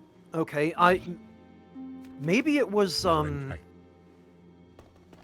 try patches. Patches will be up at the top of the circular staircase where the archstones are in the middle, in between Latria and the Land of Giants. Just Well, Yeah, he might. Let me I check. remember He's you. got. No, he doesn't Look at have. this sad sack. I'm glad I found you. Yeah. No, I guess he doesn't have upgrade materials, but he's got healing items if you need those. I guess maybe. Fragrant ring. God damn. 60,000. Fragrant ring. Expensive. Yeah. Well, his Nope. prices are, you know, Patches priced. their Well, patches do priced. as you Yeah, please, he's making but sure you he's may not gonna go home hungry. He's got the monopoly, so. He does. Also, goddamn, he is ugly. How can I his mean- nose be that big? He's like a bloodhound. Right? I have to say though, they did get him to look pretty similar to this in the later games. Okay. So, oh wait, I need to throw myself off. Yeah, okay. Give me a second. Yeah, God, his I nose will- takes up 2/3 of his face. I will terminate All right. existence. No, I will not. I forgot. I have to be really, really high up. Yeah, because Demon Soul's fall damage is, ironically in this case, a little too forgiving.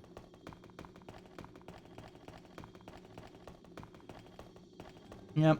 Demon Souls has a few systems it did not quite think all the way through. Which is Just kind a of good few. news for me, because I love talking about systems that didn't quite work. Here we go. And not only do you have to do this, you have to go collect your souls. Yes. Yes, although at least dying in the Nexus doesn't have a consequence as far as world tendency. Okay. This way.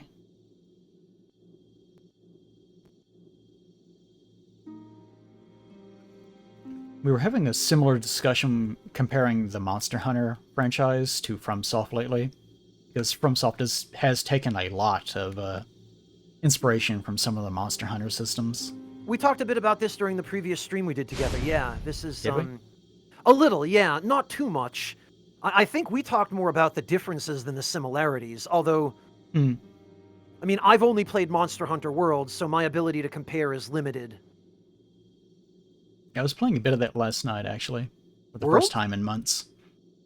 Because I loaded it up, it's like... Oh, because, yeah, we were probably talking about the overload of systems.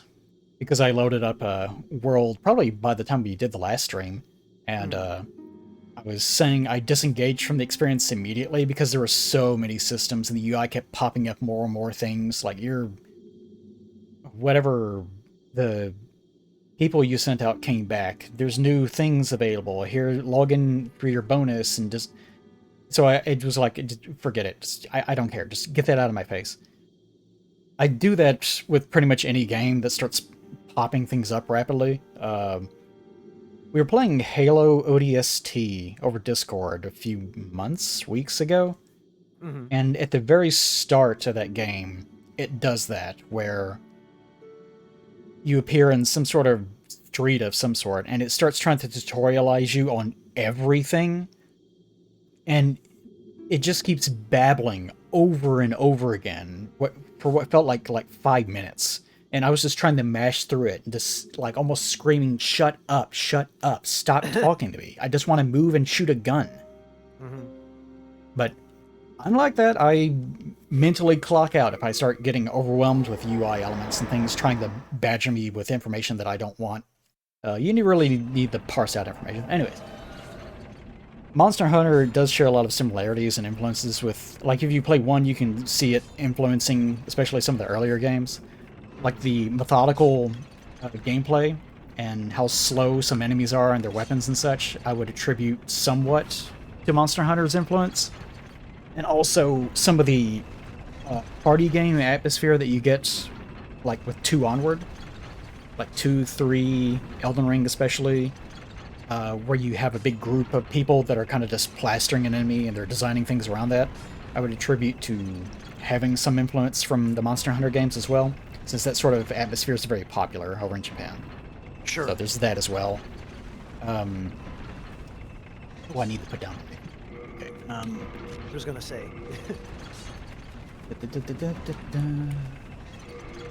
Blue? Yes, blue. Okay. There we go. Sign down. All right, let's see. Where'd you put it? Kind of just where you show up as soon as you walk out of the little Okay. divot that they put you inside of. Let me have a look. I have another little crystal lizard over there that's just aching to be murdered. It seems Well, like you get one per boss that you kill. Yep, every boss kill adds another to the spawn count. Okay, he's not going to run off a ledge if I try to get near him, is he? If you don't lock onto him and you just run past him and force him into the wall, then no, he won't. And that's kind of the trick here is with the crystal lizards in Demon Souls, they run directly away from you, so you have actually a fair degree of control over where they go as long as you position yourself. Oh, this I was thinking. Oh, hey, I With- see. Mhm. With the new Monster Hunter coming out, I watched a good video on this today, actually. It's in a video from like 8 months ago, just a good video. Someone comparing sort of a divide in the fan bases between Monster Hunter titles, because usually there is one that is more rooted in it being a hunting game. Then there's another one that's usually for the handhelds that's more sort of an action almost game, where it strays closer to being like not character action, but like an action game. Is this the rift between the people who liked Monster Hunter Generations as opposed to World, that kind of thing? Well, Monster Hunter World as opposed to Rise. Oh, okay, yeah. All right, close enough. But maybe also that one, I don't know. Okay. But I thought that was an interesting discussion because oh, look at him. Kel left his sign right next to yours. I figured, well, why not? Better than having him Yeah. invade. Probably is he trying to give you this or me this? Oh, probably you. Yeah. Assume if he's trying to hurry me through. Cannot Yeah, carry it would overburden me. Oh, good. Here, I got a little bit of faint stone for you, too, while we're at it. I don't need this. Peace ring. What is the thing that... It's been a while since I put things away, I guess. That would be the Ring of Herculean Strength. Large hardstone shard. Hardstone. Paintstone. Can I use your id? Your id? I don't think so, no. He'll show up as a ghost to you, unfortunately. Yeah, okay. Alright, I just can't take that ring off, I guess. Alright, there we go. Okay. Well, you'll manage. I mean, there's 3 of us now. Yeah, it's just a so- thief ring. Yeah. Unless Kel decides to try to get us killed somehow. We should be Anyways. okay. Okay, like I was saying, I found it interesting how in those titles, the games originally started as a hunting game where you're going through and you're collecting stuff in the world and so on. And that has sort of eroded over time, and now in some cases of some of the games it's become almost more of an action game, in a sense. And I thought that kind of reminds me a lot of what has happened with a lot of different games. I've said in the past that given enough time, all game titles will eventually become character action. And I'm not too serious about that, being very literal. But I think that's true in the sense of it's the most generic, approachable means of engaging with a video game system, is having the game be action-oriented. Okay, So I it's think pretty common to see that happen. Okay. Yeah, that... Claiming that all games are going to become character action is... No, I'm not being that literal. Yeah, no, you took me by surprise for a minute there. I was like, huh? Oh. But it is pretty common for a game that's presented as like a third-person action anything. If it has a bunch of weirdo systems, like gathering items or, tracking monsters in specific ways or doing what we're doing here in these weird esoteric systems, you tend to see them get streamlined and the game becomes a little bit faster and starts minimalizing its systems and streamlining itself to the point where people that get used to the game say, we'll make it faster now.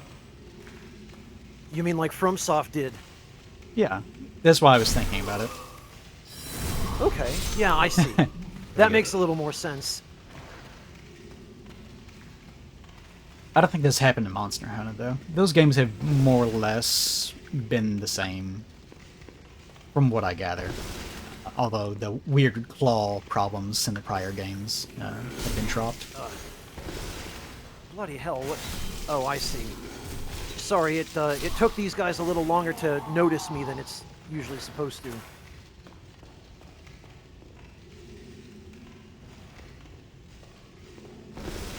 But that is one of those problems you have with games that are originally niche, that gain more appeal.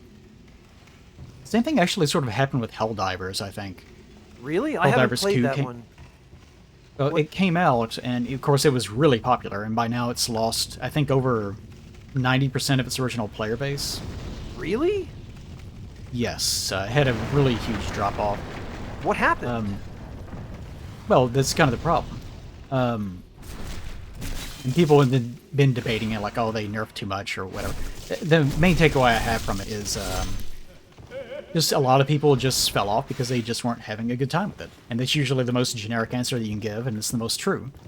But the impression I get is that Helldivers originally, like Helldivers 1, is a little bit more of a niche experience. It's almost more of a survival game as opposed to it being...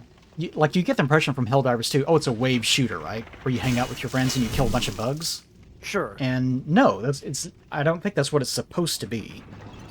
It's supposed to be a game where you are just holding on for bare life and you're barely surviving. And that's the experience really they seem to be going for. And as a result, a lot of people don't approach it that way. And they see it more as being the developers laughing at their misfortune. Huh. Which put a bad taste in a lot of people's mouths. So a lot of people are asking for the weapons to be stronger because, you know, they're playing a video game where they're shooting bugs, so they want to have the feeling of, here comes a bunch of bugs, let's have some fun mowing those guys down. And that wasn't the dev's original intent, you think? I don't think so.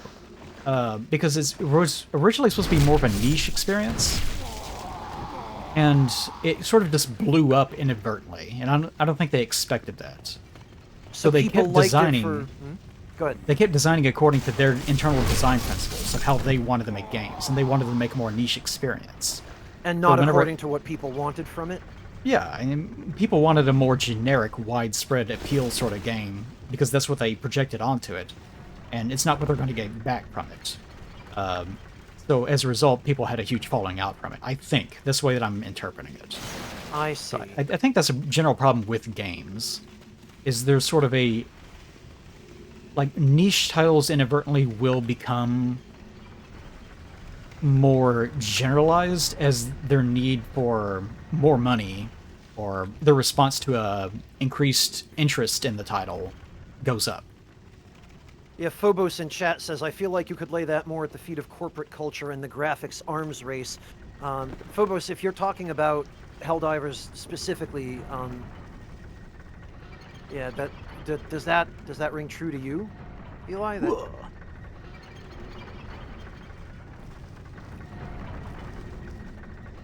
You look so fast for a split second. Oh, I was Reminded probably me of skipping. those Dark Souls 2 enemies, the ones with the hawks. Oh, They the... insisted on putting in Scholar. Yes, yeah, the freaking Falconer guys. Yeah, Falconers. Love watching them run around like they have full diapers. Listen, man, they had to redo the animations for Dark Souls 2 fairly late in development.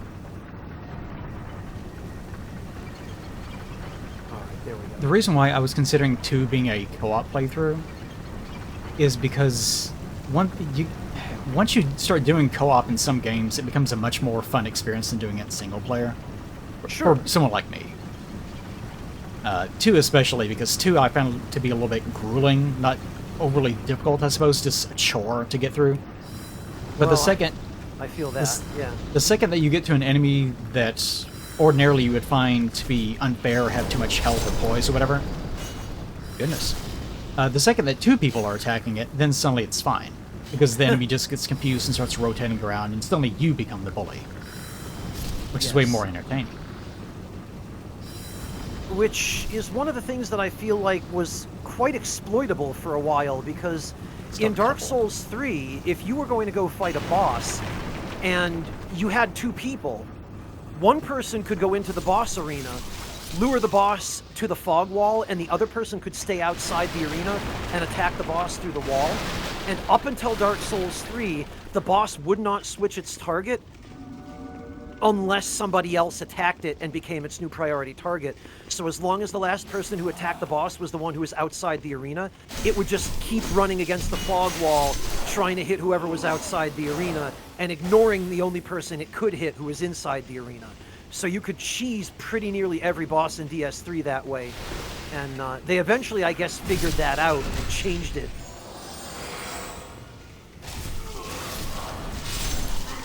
I do enjoy some jank in my games.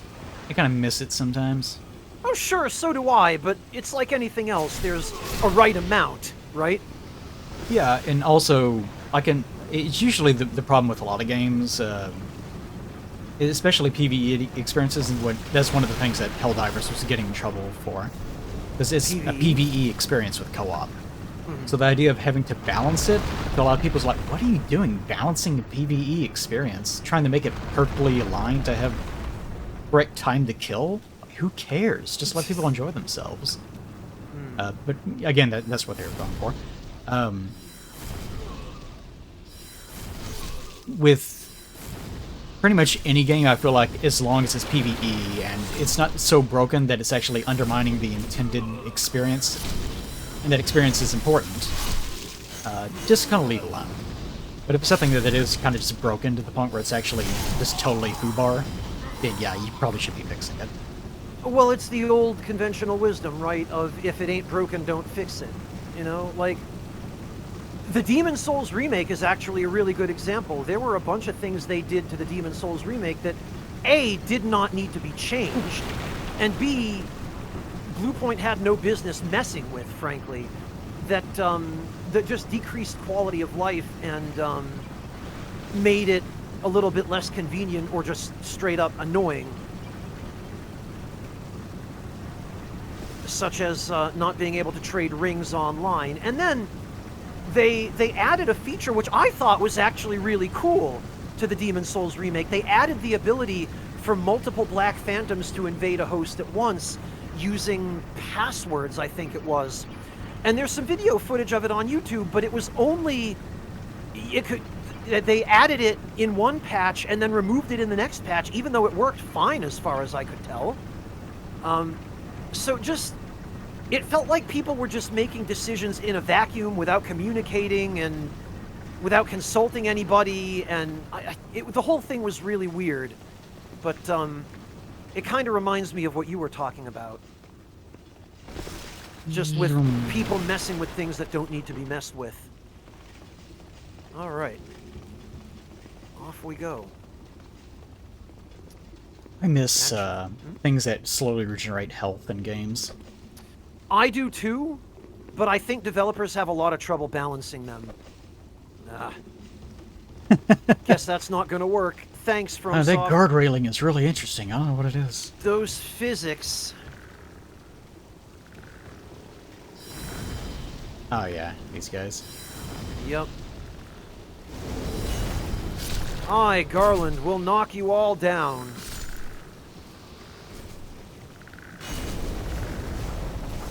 No one remembers Final Fantasy 1. What's the guy's name in Demon's Souls? Garl Vinland? Yes, Garl Vinland. And I always wondered if that was a coincidence. Kick that guy's ass. Oh. He's my boyfriend. I never... Are they... I guess he's her charge. He's supposed to be protecting her. I forget what their relationship really is. Just that he Garl and protects her. Estrella, she's a saint and he's her knight. Yeah, he's just assigned to protect her, but they... Where'd she get a knight from? It's not unusual for saints to be accompanied by holy knights, I guess. I guess it's a thing that... No, I mean, like, did she come from a country originally? Yes. Yeah, everyone who is a major character in Demon's Souls, other than the people who are expressly from Boletaria, like Ostrava and Alant, everyone else came in from outside. So yeah, they're from elsewhere, non-specified.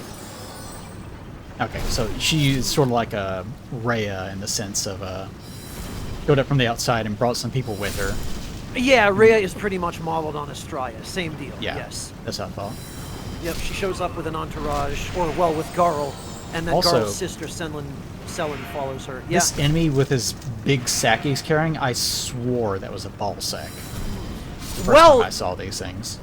And then we got Dark Souls 2, where there were enemies that, I think technically it was their stomachs, but they looked even more like...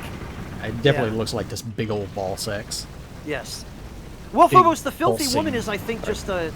sorry? Nothing. Sorry, glancing over at chat to respond to Phobos, who was saying, don't forget about the Filthy Woman, whom Phobos is, as far as I know, an original denizen of the Valley of Defilement, like someone who was born and raised there. I do like a character that's really dedicated to being nasty. I mean, yeah? Yeah, Like I can fat respect bastard that. in the Austin Power movies. Yes, yeah, that... when being nasty is your whole thing, I guess I have to respect it, if you do it well. I guess at some point you just have to own it. People accuse you of being nasty every day, and one day you're like, I am nasty. I mean... nasty. Oh, it's a lizard. I thought this was a yellow sign for a second. Oh, they're so bright. Yeah, no, it's hard to tell sometimes. Here, that was mine. Oh, you couldn't pick it up. Okay. Yeah, that you can have. Oh, somebody picked up the... whatever. Screw it. Picked up the what? The thing that I couldn't pick up that got left on the ground because I couldn't pick it up. Yeah, there's some grass and then a pickaxe. The pickaxe I dropped to make room for the grass. Oh, okay. That's okay. I still don't have need the a grass. pickaxe. And I definitely don't have any use for grass because I am immortal. Yes, you're the big cool regen build that doesn't need grass. Immortal me.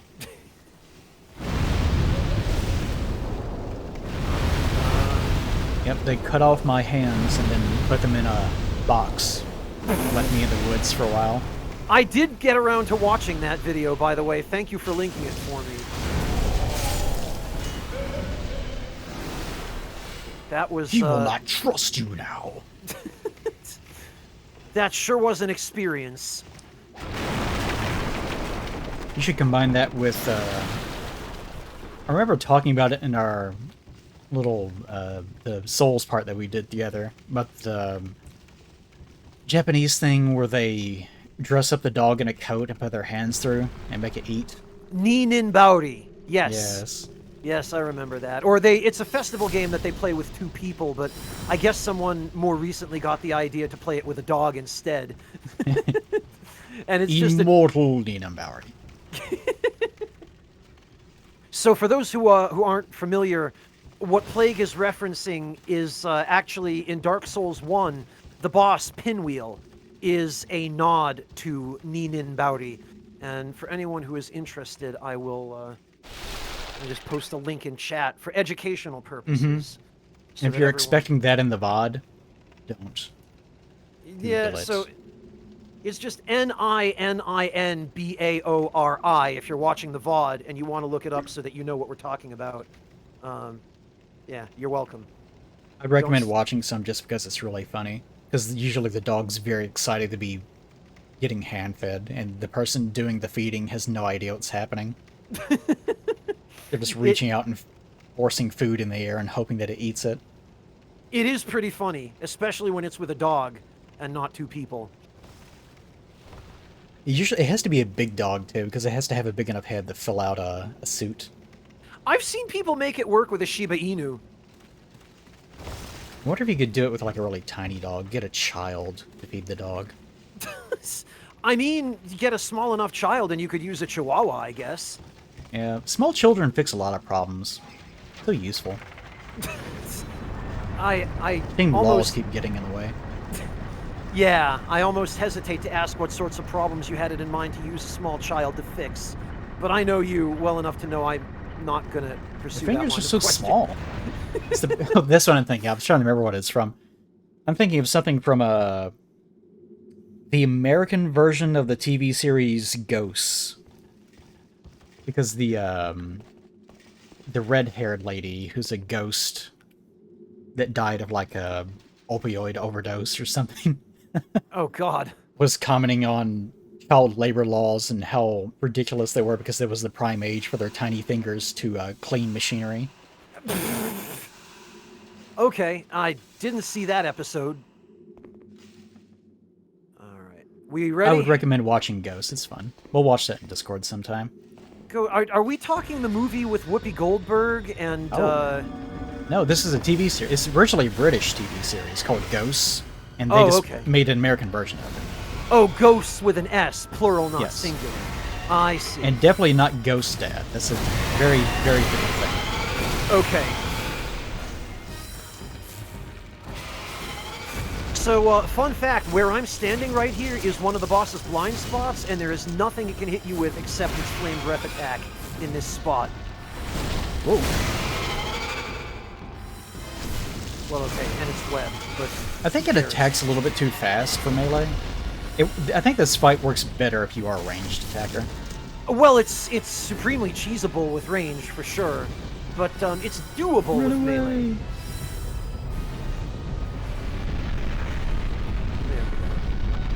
We do want to, you might want to stand back a little bit, Eli. Oh, Yep. excuse me. Yeah, no, Too it's... close. Well, the hitbox on that breath attack is way longer than the animation, than the particle effects. Whoa.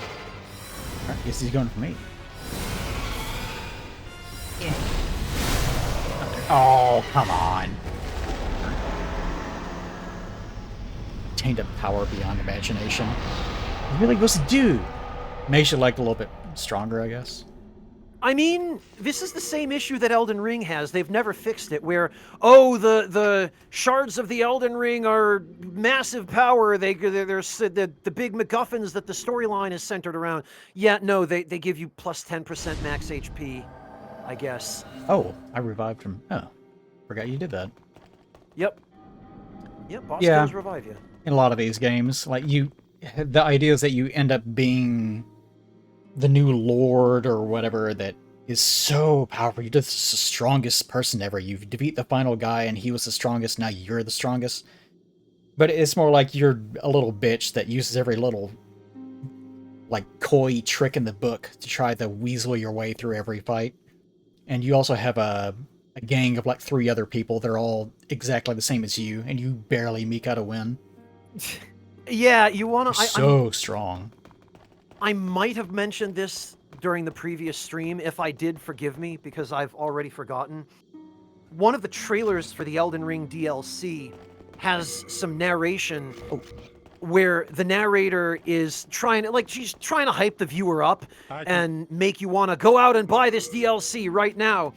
And they're showing some footage of the player casting some of the less impressive spells, frankly, from the DLC, and the narration is saying, how can one tarnished wield so much power?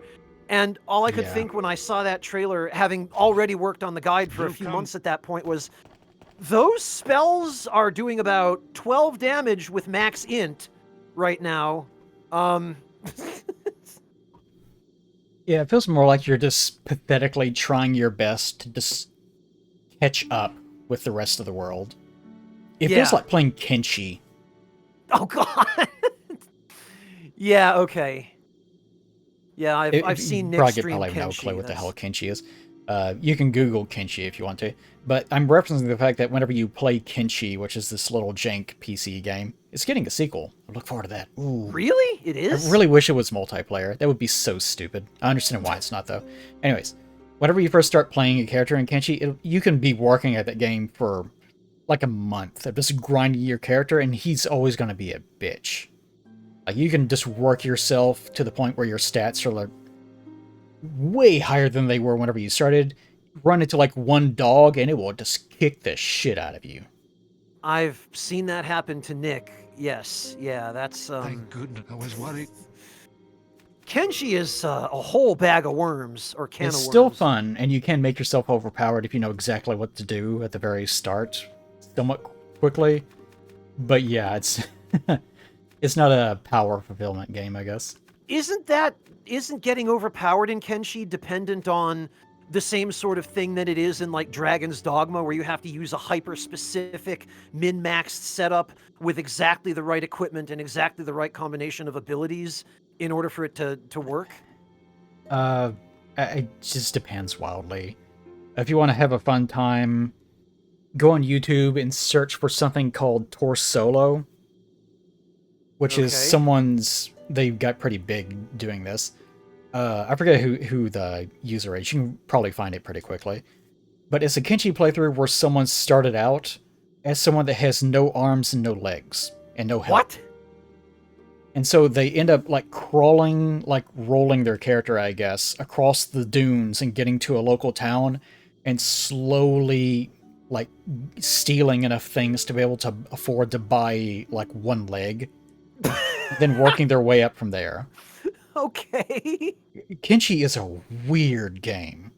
This No is value. kidding. When I'm talking about I kind of miss janky, bizarre, esoteric experiences, it's that sort of thing that I'm talking about. Okay, Kenshi levels of jank. I see. Oh yeah, it was Amphibian, wasn't it? Yeah, I really like him. He does a lot of interesting things. Okay, That's let me... props for creativity. Don't then it's a guiding light. I have to use shards of archstone to be able to get back, don't I? So if I want to go to Ed and get this Mirdan hammer blessed, No, you then I'll can just do you that just and then warp. use it. Hmm? Do I do that and then use an archstone? No, you don't have to use a shard of archstone. You just warp back to the Nexus and then go from the Nexus to the What do you mean warp back to the Nexus? You're still in Stonefang, right? Right now I'm in the Nexus. Oh, okay. So you're in the Nexus. You just go to the Archstone of the Burrow King, and then go Yeah. to Stonefang Tunnel, Yeah, I go to and Ed. then go talk to Ed. Yes. You And you then don't after have to use. that, Yeah. Then you go back up the elevator and come back to the Nexus, what do you mean come back to the Nexus? rather than use a shard of Archstone. Am I not understanding what you're asking? I feel Are like you saying to go to the boss room that we killed the boss in and then use the archstone there to come back? whichever Archstone is closest. Not Okay. Alright. the one at the beginning of the level if you're near Ed.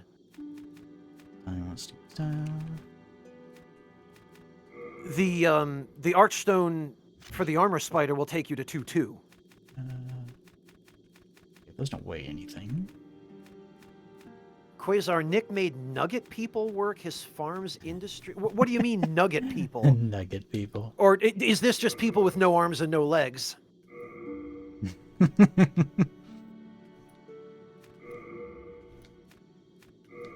I'm very much looking forward to Quasar's answer on that. Oh, no limbs. Okay, yeah, that... Wow!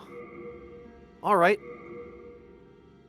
Well, no wonder he enjoyed streaming Kenshi so much. I mean, I was there for some of those, so I've seen secondhand anyway how goofy it can get, but I didn't realize the no limbs thing was a thing. What was the name? Faint Stone? Is that what I need? Faint Stone for Blessed Faint Weapons, yes. Right, okay. Ooh.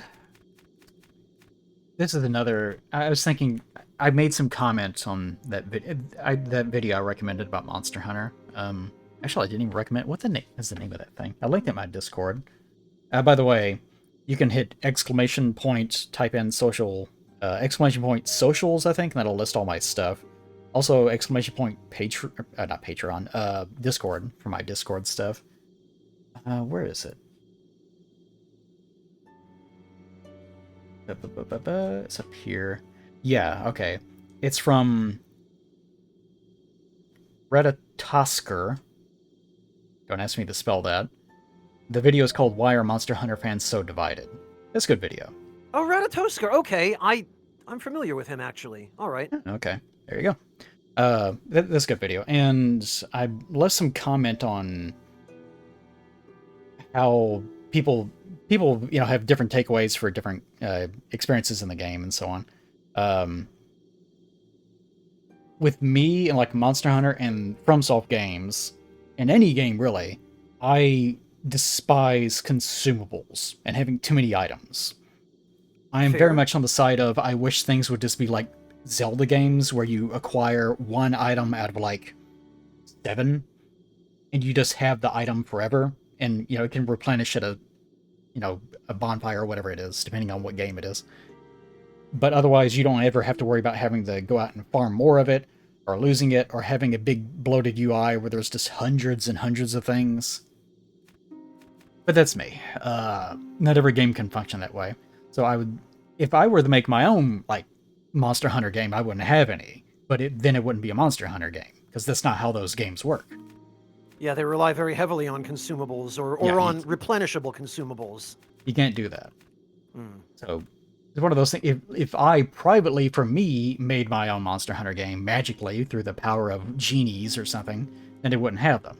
But if I was put as the design lead for the game, then it would have them because that's what those games are and that's what they have to be. Sure. Anyways, okay. Where's my goodies? Oh, here they are. Here they are. Yeah, I was trying to find... What was I looking for? Paintstone. Paintstone. Do we even... Oh, yeah, there we are. Okay. Yeah, I've got 14 shards, 2 chunks. That should be enough to get you to at least level 1 or 2. Yes. Okay. Bring those with me. And... Spider. Let's go Stonefang.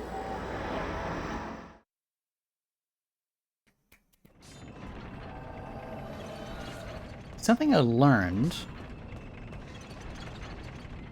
in the original Nintendo Zelda game, what their name is, Bokoblins? But their actual Japanese name, I think, just means forest goblins. If it be a blacksmith. This is another interesting video I watched recently. Is where do all the Nintendo enemies get their names from? And there's someone going over the original Japanese names, and some of them were very obvious, and some of them seemed to have no basis at all. That was a nice video. I like that one. I mean, as far as... Look it up right now, though. I think I remember reading somewhere that Nintendo did just make a bunch of those up. I don't think Tektite or Octorok is anything more than just a portmanteau of the obvious words that... Yeah, Octorok is obvious. It's basically just like rock octopus. Yeah. In some vague sense. Tektite, actually, I remember specifically the guy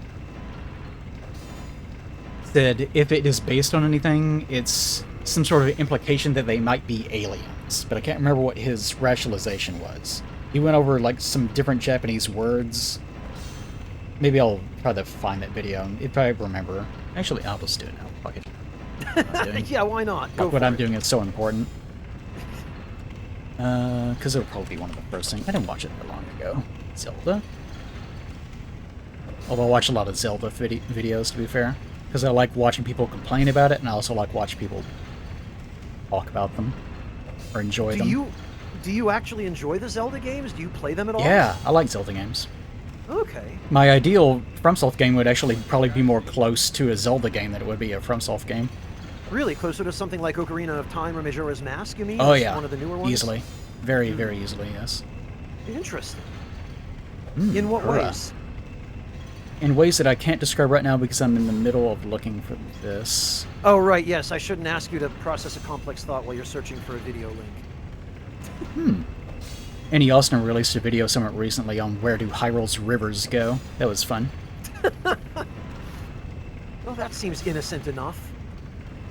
Well, it doesn't show up in my history. I guess I can't find it. Well, find me in the Alps, I guess. Okay. What's that? How do I do that anymore? Yes. Okay. But yeah, that was a nice video. Assuming I can find it some other time. Do you remember the title? We can maybe just find it. If I did, then I could find it instantly. Oh, okay, actually, I fair wonder enough. No, I watched it on my fucking phone. That's the reason why I can't. Because I was falling asleep. Like, oh, that's very interesting. Ah. Well, hey. Yeah, you can actually progress the upgrades. Forgot about that. How do you mean? You can take a blessed and make it back into a Mirdan. Oh, yeah, if you have a Meltstone. Mm-hmm. Actually, I can get this pretty far. Blessed Mirdan Hammer +3. There we go. President Pariah in the chat says, I got into the Souls games because Nintendo takes 6 years to make a Zelda game, and From only takes 1 to 2. Well, what you don't see President Pariah is the planning stage that happens before they start development. From the announcement of a FromSoft game, yeah, sometimes I guess it's 1 to 2 nowadays, but yeah, they start somewhat earlier than that. Yoink. There we go. Yeah, I was trying to rope... I've already roped Kel into the idea of doing a Dark Souls 2 playthrough, because I know if I wanted to do that one, it would be a co-op focused one. Thought, well, Kel might be willing to tolerate that. Might be However willing briefly. to tolerate the guy who constantly invades us because he's lonely. It's lonely. Gosh. Because he wants to murder. But he No, almost he never likes- does. He just hangs out there and follows us. Yeah, he knows the limits of what to do and what not to do. Okay. We were having a discussion last night about, because someone, I guess I won't bring up her name, there's no sense trying to loop her into the conversation. Someone showed up in our Discord last night who was very welcome, and had no experience with the FromSoft games, and was talking about how to best get into them, because it was intimidating. Okay. And I was trying to explain it is difficult because some... Oh, yeah, I forgot. Some people say Elden Ring is by far the easiest game, if you want it to be, because, you know, you can overload yourself to the point where you can get through the content that way. Whereas some people dramatically disagree, and would say something like 1 is much easier to get into because it's, you know, in theory, easy as a video game. We've had that discussion before, no sense in getting all into it, but I was going over all that stuff. Sure, yeah. Losing the core of why I was talking about this. What was I talking about originally? Zelda games? Yes. Why I'm talking about this? We were talking about entry points? No, co-op. Oh, yeah. Dark Souls 2. You, Yes, you were okay. going to do co-op Dark Yes, yes. PS2 Oh, with shit. Kel. Yes, Get out. Be careful. No, no, no. God, what happened? Did you just roll off the edge? No, I had I saw a lizard and I did exactly what they wanted me to do and almost got myself killed. Oh, okay. Okay. But we were talking about how best to guide someone who is new to the games through the games. That's what I was trying to say. Okay. And I said, I think that I am okay with that. Shit. Because it takes a very delicate hand. You don't want to be someone that just does all the content for them, and you're looking back over your shoulder, keep up. 'Cause then you're just, you know, kind of a shitty friend. But you also don't want to be so hands-off that you're just watching them fail and just laughing. You're gonna have to strike an even balance, especially with some things where you know this is a problem. You don't want them to struggle through this point like I did, or like most people do. So whenever they get to certain points of the game, you might allow them to fail once or twice, and then illustrate this is what is happening. This is where the design of this specific part fails. I'll tell you this so that you don't have to spend the next hour on it. Yeah. So you have to be very careful how you approach things like that. Anyways, I was trying to say Kill is like that as well. I think he has a good even touch. Like with his invasion thing he's been doing, the reason why he's not trying to attack us overtly is because he's trying to delicately illustrate something to talk about in regards to invasions without it disrupting what we're doing.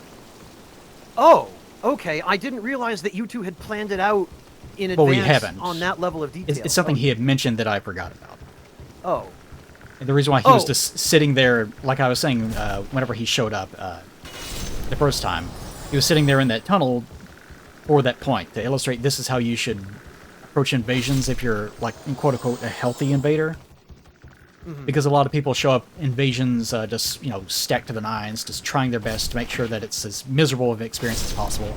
That's Right, lopsided in scraping their spear, favor. acid cloud, all that. Yeah. Yeah. But in theory, if you're a quote-unquote healthy invader, you're basically just behaving as an obstruction. You're just one more element to the design of the level. So by healthy, what you really mean is not one of those toxic people who's just try-harding it to ruin someone's day. Yeah, and you can invade without necessarily being a number beast where you're just inflated to the point where you can one-shot kill them. Or you're like a level 13 invader in Dark Souls 1 and you're just sitting around the belfry just antagonizing people. Right, okay. So this is just a thing that Kel does, and you didn't necessarily arrange this ahead of time? No, I mean, Kel has a good mind for this sort of stuff. We sit around, I spend a lot of time sitting around in Discord during the nights after I got work done, or while I'm doing video editing or whatever. And we have little conversations to watch things and so on. Kel's been making some Elden Ring content, because as I have pointed out, the reason why people make things is because typically they want to get them out of their system. And making content is a great way of doing that. Where the hell do I go? It is a good outlet, certainly. So he's had some contentions with some of the things Elden Ring has done, and he was trying to tell them to, like, me and others, but it kind of just goes nowhere because I haven't played what he played, and I don't care about Elden Ring at all. Well, get in line, Kel. Join the contention queue. So he made a few videos, and he's way more even-tempered than I am. I mean, Whereas that's a surprise to hear from you. You always. Well, whenever I make a video, I'm more preoccupied with how do I also make this engaging and funny. Because I need to appeal to a wide range of people, and I also need to make it just contentious enough so that loudmouth buffoons will feel compelled to go back to the video and yell at the clouds. You know, because that's one way of raising the algorithm.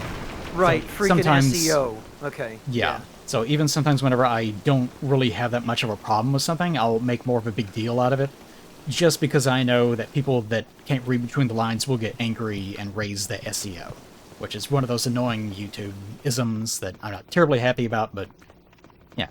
Sure, and as we discussed during the previous stream, you're kind of benefiting in an ironic way there from lack of media literacy on the part of the general public.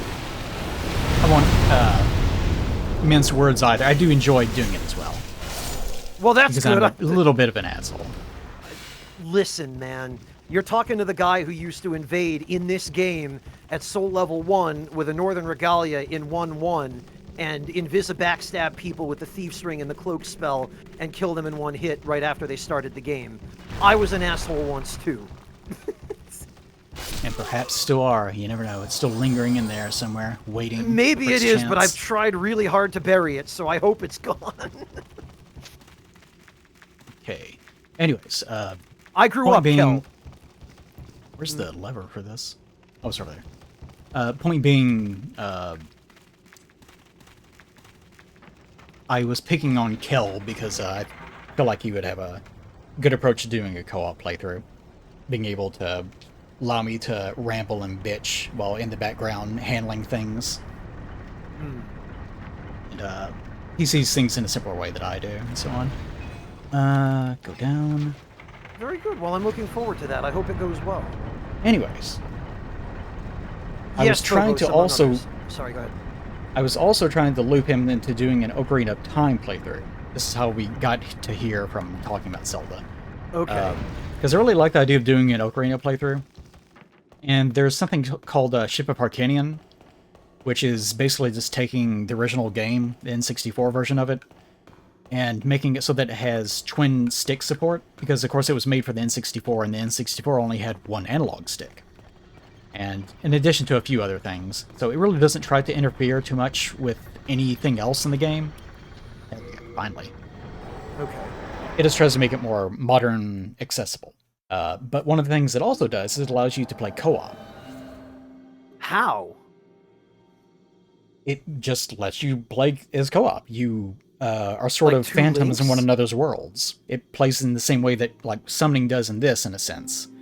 Where you just are injected into the other person's world in multiplayer and you both run around together. But there's two versions of it, one where you're actually another Link, and the other one where you're sort of a Navi-style character, and I don't think you really interact too much with the world. Okay. So, currently I was trying to just workshop how to do that. But I might do an Ocarina of Time playthrough. I'm not sure how I'll do it. It'll either be solo, or it'll be some form of co-op like that. But I was wanting to do that originally because Kel had never played it before. And we played it for the first time over Discord. But it's still foreign enough that I feel like he would still get a lot of the same reactions. Because I like seeing people's reactions to that, especially coming backwards. Because these games were influenced a lot by things like Ocarina of Time, for obvious Sure. reasons. Yeah, they influenced the entirety of game design back in their day and since. Okay. So Right, when this you is- played this with Kel, or rather when you played Ocarina of Time with Kel, how did you do that? Did you use a co-op mod or did you just share screens? No, I mean, you literally are there. Like, you're literally playing co-op. So you basically just fire it up, and as long as you're using the same seed, because it's made for randomizers. It's made for people to do, like, competitive randomization speedruns. That's what it's made Ah. for, actually. We were just using it to play co-op. Oh, okay. It wasn't specifically designed for that. Yeah, so what you're really meant to do is you're supposed to split off and go do things in different parts of the world and see who can actually get there to specific locations first, or I'm not really that specific on what you're supposed to be doing with it. But the way we were doing it is I just wanted to like take him through the game and say, look at this. You do this, I'm going to stand back while you do it. Ah, And, okay. Because since we were talking about being able to guide people through the games and so on. And to me, that's interesting. Because if you have played like Dark Souls 1, I do like the experience of like taking someone through Dark Souls 1 and going, this is a new area, I'm not going to tell you anything about it, go for it. And then watching them walk forward and then they get assaulted by that first, like, encounter in Undead Burg where they're throwing the fire bombs at you and there's the three guys in the little area. Yep. You know the one. I know the and one, yes. Then watching them like hurl themselves against that like 2 or 3 times and then going, okay, you get the idea. Here's a couple of ideas. And you don't specify what it is. And then you watch them go from there. I love doing stuff like that. And to me, that's really interesting to watch as well.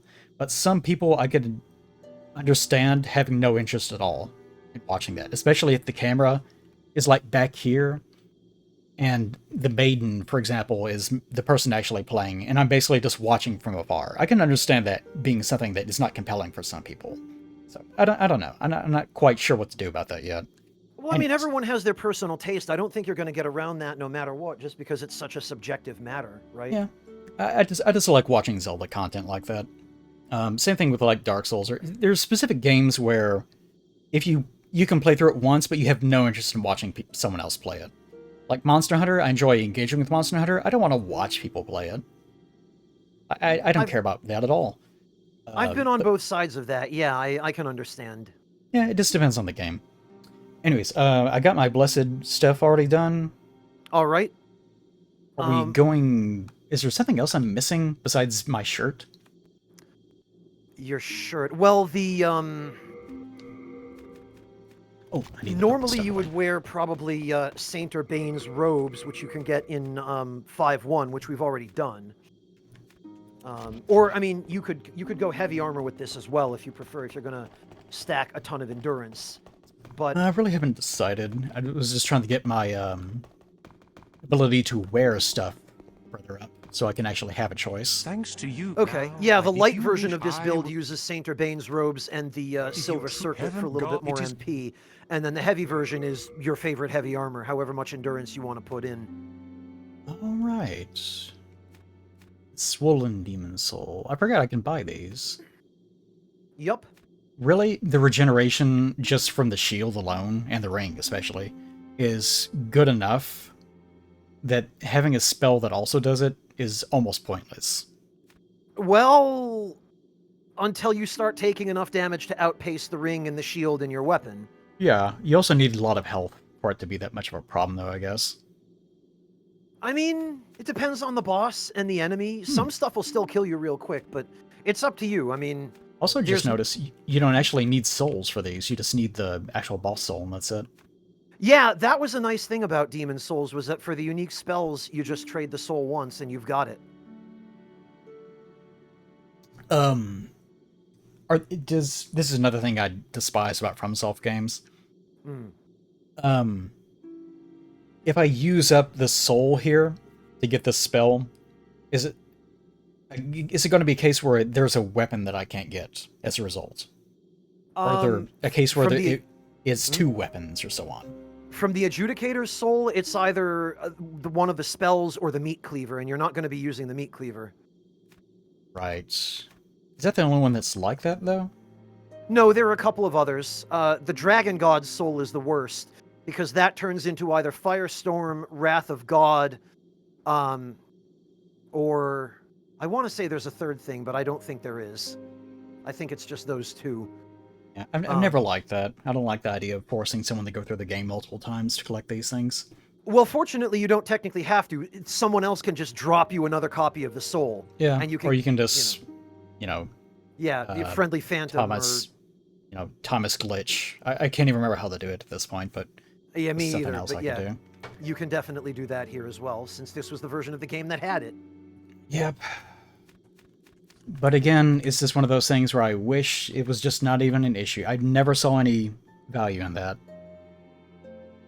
Anyways. My guess is they didn't even think that through. You can't say that when they've been doing it every single game. It's something I'm sure has come up internally at some point. They just don't bother addressing it.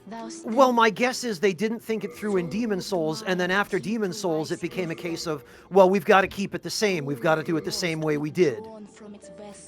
And because the first time there was no rhyme or reason to it, that means now if they're going to keep it the same, then there's going to be no rhyme or reason to it any subsequent time either. Yeah, you can never quite be sure.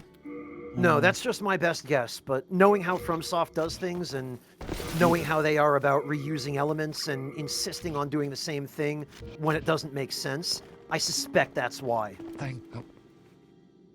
I need some style. Should I wear? Oh, I don't have much, do I? I forgot how few pieces of armor you actually have at this point.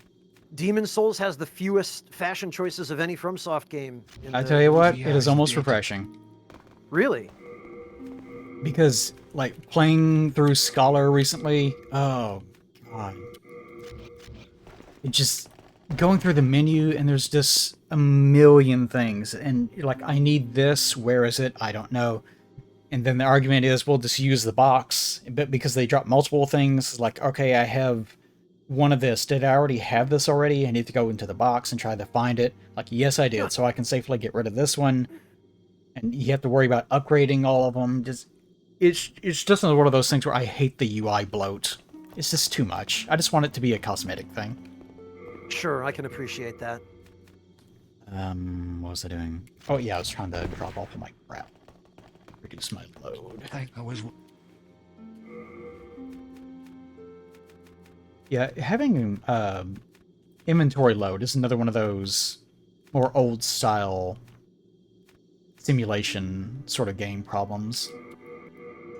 You know, I'm surprised inventory load is as divisive as it is. Like, I'm surprised there are so many people who will come forward and stand up for it.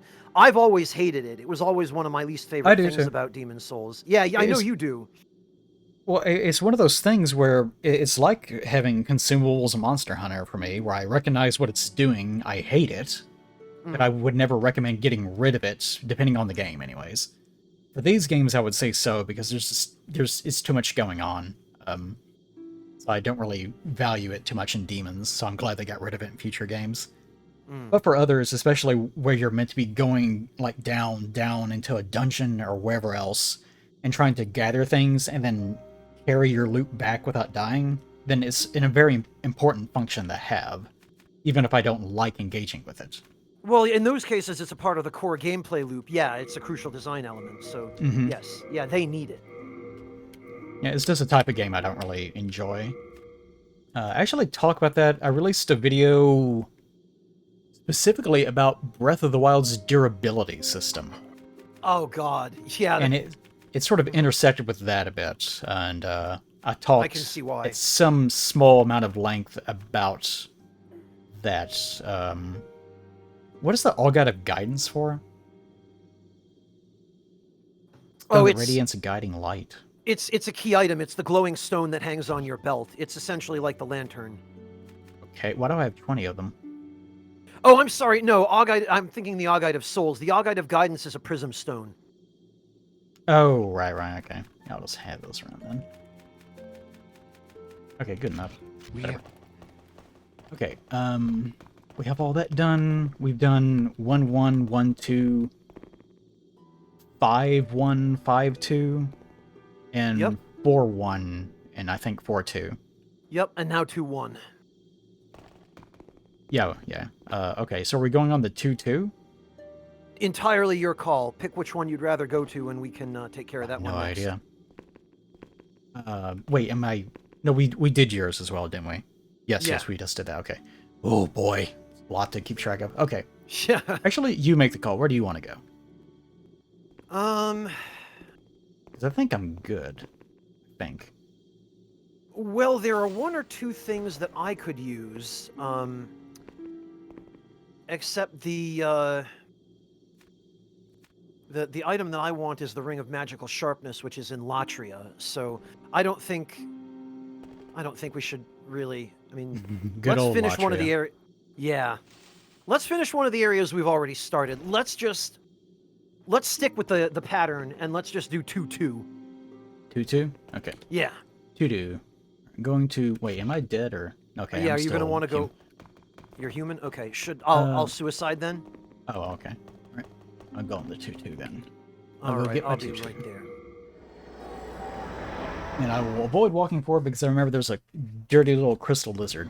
It's waiting. There is, yes. He'll run off to the right, I think. Yeah, Kel, Latria would be 3-1 for us. Okay.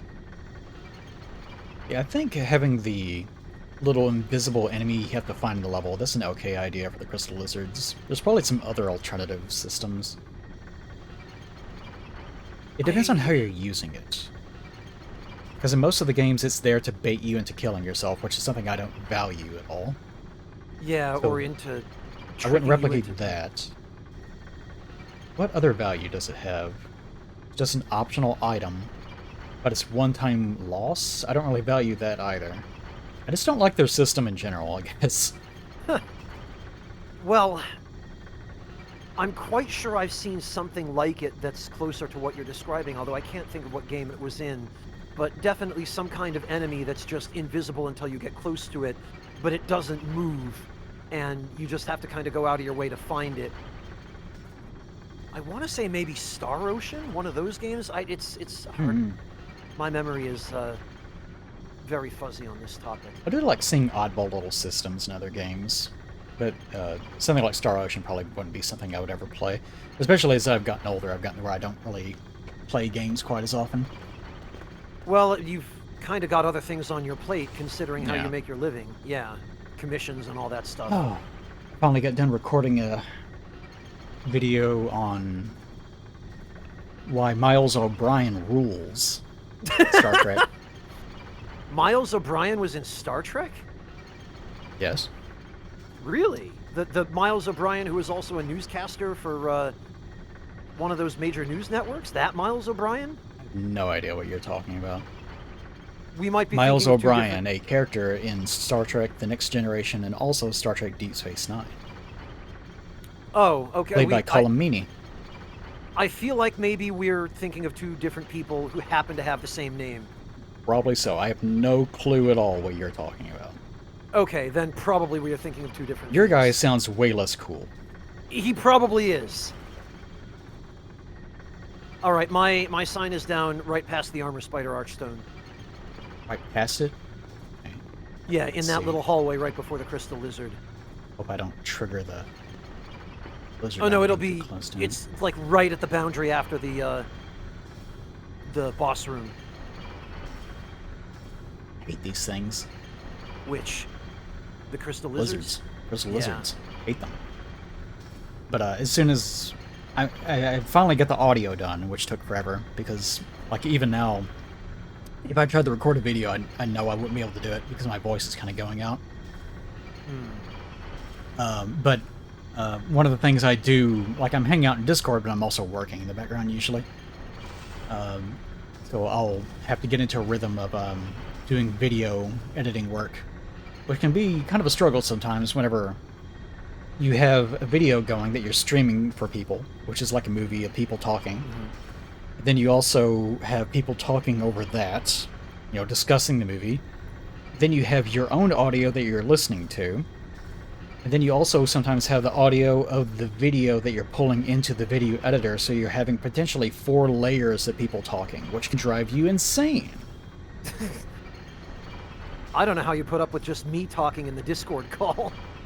Well, it's one of those, like, drafting a drawing sort of issues where once you have your primary down, it's sort of brain dead work. It's just a matter of doing it. It's like building a couch or something at that point. You're just following instructions. I see. If you're having to do anything that's mental, you can't, you know, do 2 things at the same time. Okay, still not seeing it. Did I, like, quit out or something? Let me try moving it.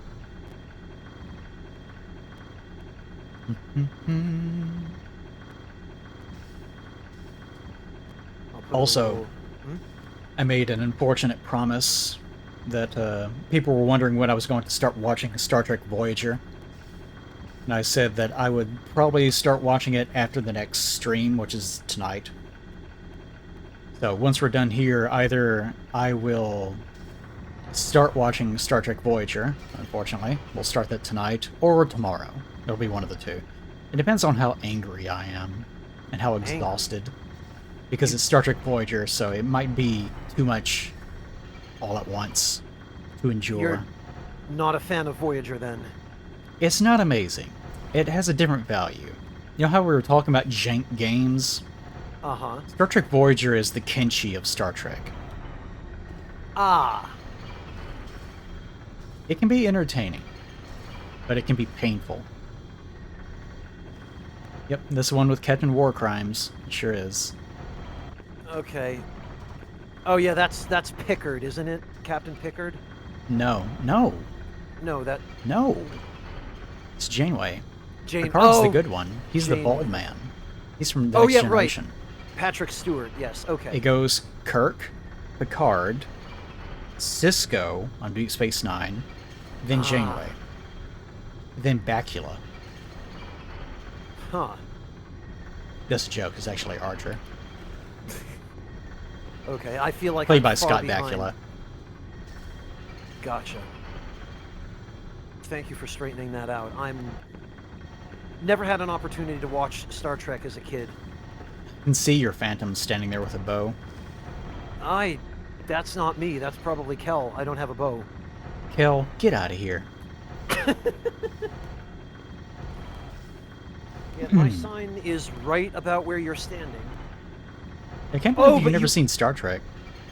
I've seen the occasional bits and pieces of an episode of it, but my parents never went out of their way to watch it when I was a kid, so whatever that was on TV at the time I happened to be around was what I ended up watching, and usually that was just I boring should drag stuff. you in there one night and show like one episode. Yeah, maybe. I could use a little bit of an education. Also, I think the reason my sign's not showing up is that you have to stand a little further forward. You have to yeah, get you're- closer to the thing that you'll miss. I'm sorry. Even It's- closer. Yeah, you see how that message just appeared there? The pink one? Yeah, the boundary lines for signs appearing in Demon Souls are pretty specific. Maybe I should just kill that thing now. Yeah, you might as well just... I'm very paranoid about them. Oh, there he goes. Yep, Fucker. get him. Hate you. Hate you. Yep, this one. There you go. If you can kill him, yes. I'm really glad I have an overpowered weapon right now. You're very lucky you do, because if he got away from you, he would have run all the way down to the end of that hallway. Yes. I saw that and remembered Through it like at the wrong 15 time. enemies. Yeah. Beware of trap ahead. I'll put the roll another one up there. It's Yeah, kind of why comical. not?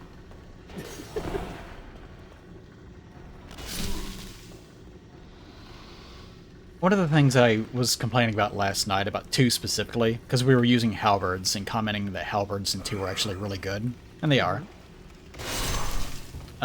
is I hate the R2s because they do the same thing where you twirl. Oh, the spin to win? Yeah. Yeah, except in, I think, 2, you spin like 2 or 3 times. It's really stupid looking. It is really silly. But I've always been disappointed that, like, the weapons have never really done anything in any of the FromSoft games. They're usually just a number stick, and they'll have, like, a basic animation that transfers your number onto an enemy. That's really it. Yeah. So I've always been disappointed, like, especially... Like, the reason why I love... You might be wondering, why the hell's he using that weapon? There's something special about it. I just like it. The thing I've always liked about Warhammers, and especially things like Lucernes, is the fact that it's like a multi-purpose weapon. It's a spear, so it's just a stick with a, you know, a pointy bit at the end. But it's also a hammer, and it's also something that you can use to pull people off Phantom Fire Pup 11. What the fuck? It's also something that you can use to pull people off their horses and such. Hello. Oh, nice hat. So you can actually use it for a variety of tools.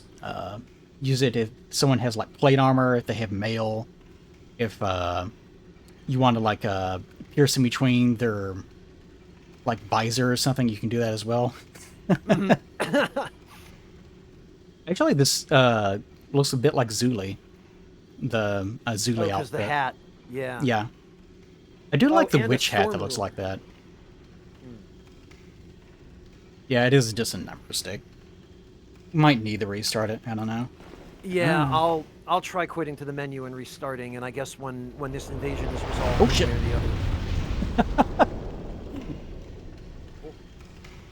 And does another one roll down? Oh, here it comes. There are 3. Yeah. Oh, it runs out after 3? Okay. Yeah, there are 3 in total. So that particular hallway is actually a really interesting example of a dynamic trap, because it can end up working a little bit differently depending on when you engage with it. If you wait till those 3 minecarts get to the center room there, they stop, and then you trigger them all together. Whereas if you run down that tunnel while they're still moving towards you, you run past them in the opposite direction, and the timing is slightly different. Let me ask you something real fast. Can an invader trigger crystal lizards? No. So they can run up and kill them all. Correct. I used to do that, actually. Like, if one of the few nice things I used to do back in the day was if I invaded someone, I would make sure to lead them to the crystal lizards before I killed them. Because I remember up here, I think, there's like a big room that has a ton of them in there.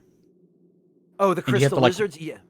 The wog room where usually people just jump in and then wog the entire group. Yes. Yeah, there's a nest. Nest? Yeah, the merchant in the first area specifically refers to it. Okay. All right. I will put my sign down on that that central circular plate with the track switch in that first room there. Oh, this? Like right here? Yeah, that thing. Okay.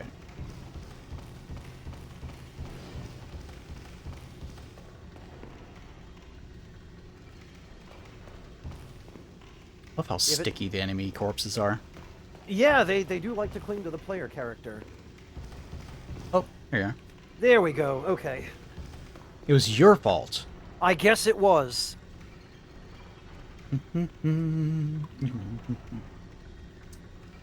Yeah, I do like I like when people invade and there's some ambiguity over what they want. So I get what they were going for with Purple Phantoms in 3. I remember the last stream commenting that I actually generally liked the idea of Purple Phantoms, but they weren't executed particularly well. Because it is much easier if you see someone like this, and you're like, who are you? What are you up to? It's much easier to just, you know, kill them. And then the problem goes away. If it was a problem, you kind of assume that it was, yeah. Oh, I can summon you twice. Oh, good. I wonder what happens. Nothing. Oh.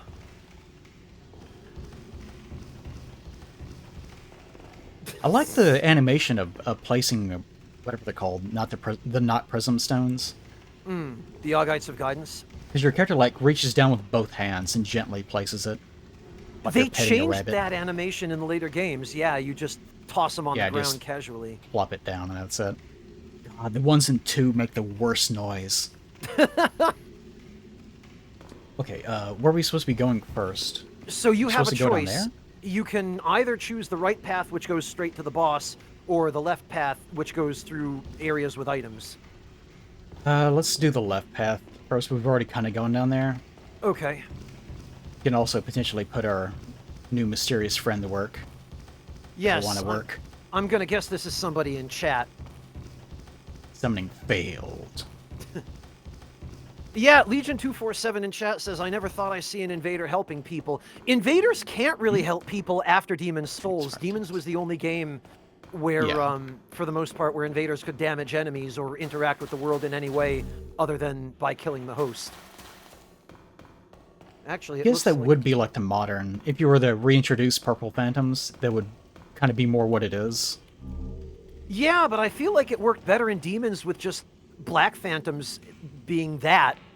Yeah. You know, because it's all in one. You know, you get the, they can help or they can hinder, and you'll never know which they're trying to do.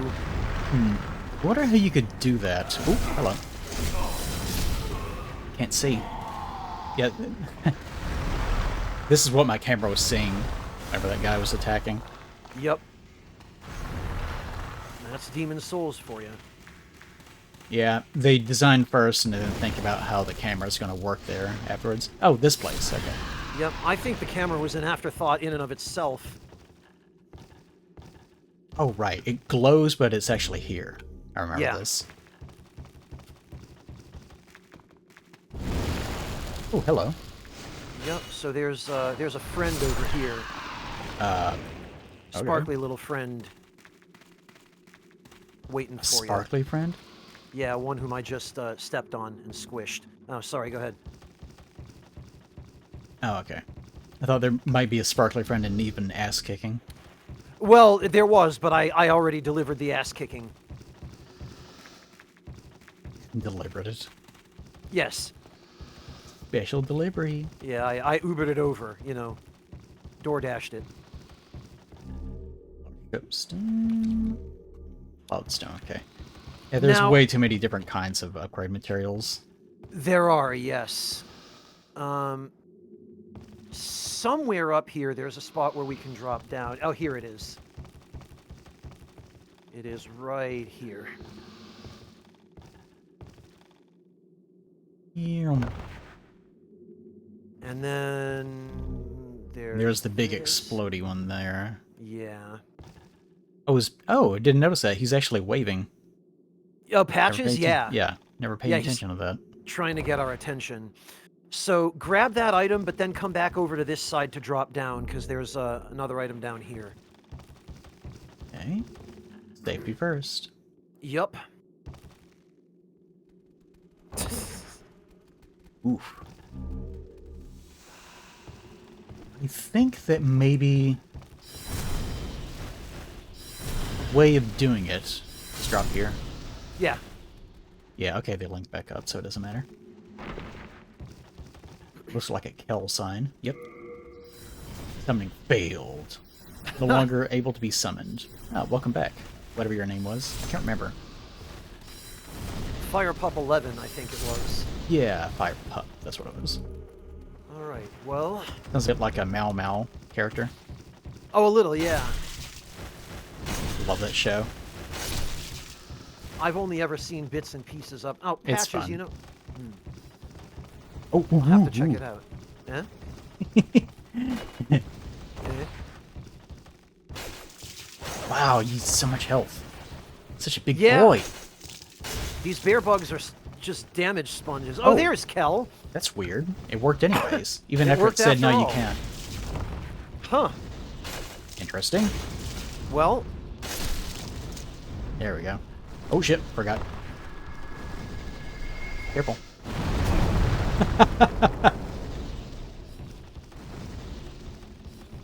okay, time to back up. Oh, And that's what I was gonna Patches- say. I think a system like that would work, like a purple sort of thing, with the whole concept of, is this person going to hurt me or help me?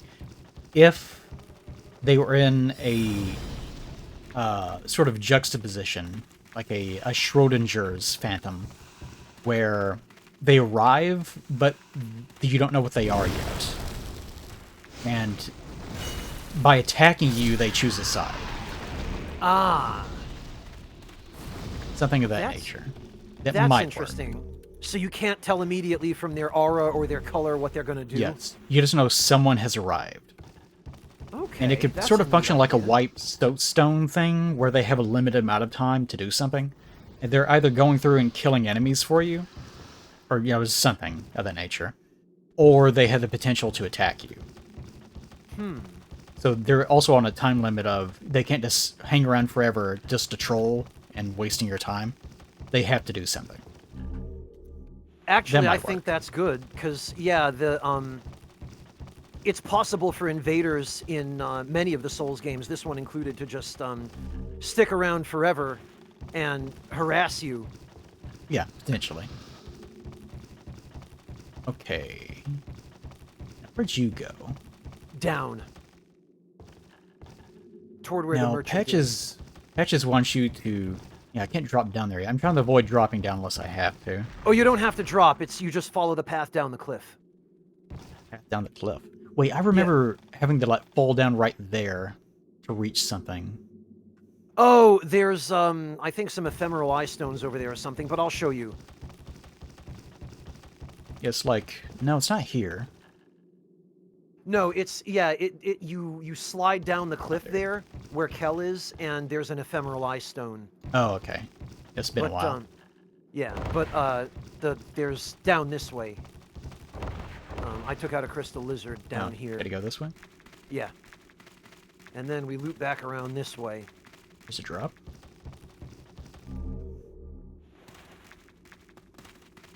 And then the merchant is down here. And Kel is standing where you would land after, Yeah. yeah, there you go. Yes, that's what I remember. So this guy, I think, is the one who has the hard stone and sharp stone.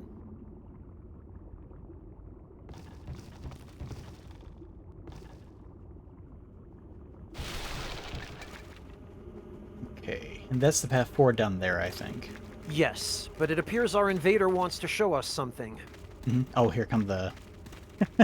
Oh, Here yeah, come the you little go on. doofy bugs. I'll take care of these. It sounds very menacing. Yeah, you I'll just take hear- care of them. Don't do it, it's too risky. Little cute fat bugs flying up in the air. We're gonna get you. Here we go. Oh no, you have ranged attacks. We have no counter to that. Show me something. Well, It'd be they were funny if he gesturing just took me in here and murdered me. I was Yeah, it's half here. expecting It's over that. here.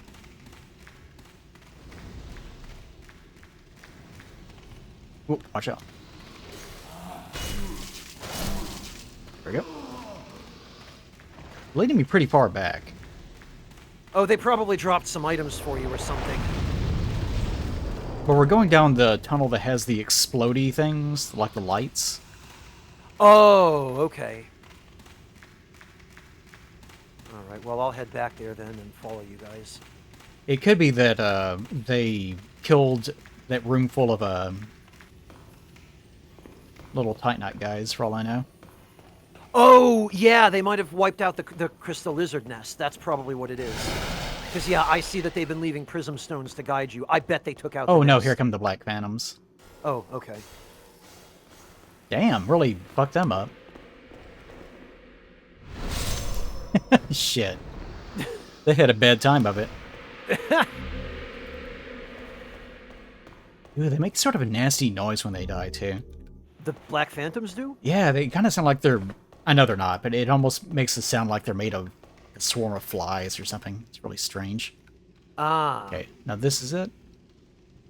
Oh yeah, I think you got all of them. Oh yeah, Yep. that's a big old pile. Yep, Good I had job. a feeling. Yep, it looks like this guy just took out the whole nest. Mm-hmm.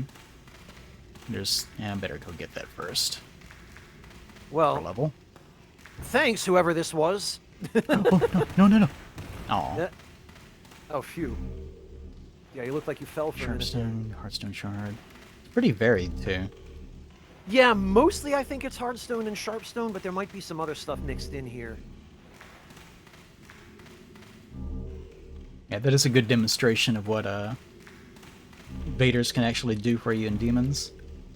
Yeah, and it's kind of a shame they changed that. I mean, I get why they did, but it took away some of the versatility of being an invader.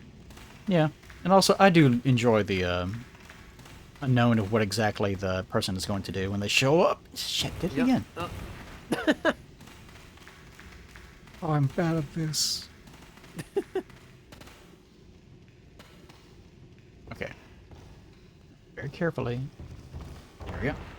Now, what are you that's so special? Pure Hardstone and pure Sharpstone. Okay. Which you'll probably never use. These are the ones I always ended up giving away to people. Alright, that should be it in here, I think. Yeah, I think that's it. If you got all Look the at everyone wizards. here together. It's a big pile of people. This is the maximum amount of people you can have, right? It's supposed to be. However, it is possible via a netcode bug to end up with a second Black Phantom. Yeah. I remember that, but I was like, no, that's not a function, though. Okay, back this way, right? Yep. Yeah, no, it's not a function, but it was a thing that if basically two people had to invade at exactly the same time, and they could bypass the limit. I don't remember where this goes. The elevator, it goes back up to the Yeah. route up top that we dropped down from, so there's no point taking it. Okay. Is that something I have to activate, though? No. Okay. No, this elevator can be used from either terminus, no matter what. This isn't... This No, is that's path forward, I guess. that's a dead end. We had an item down there, but more explodey guys.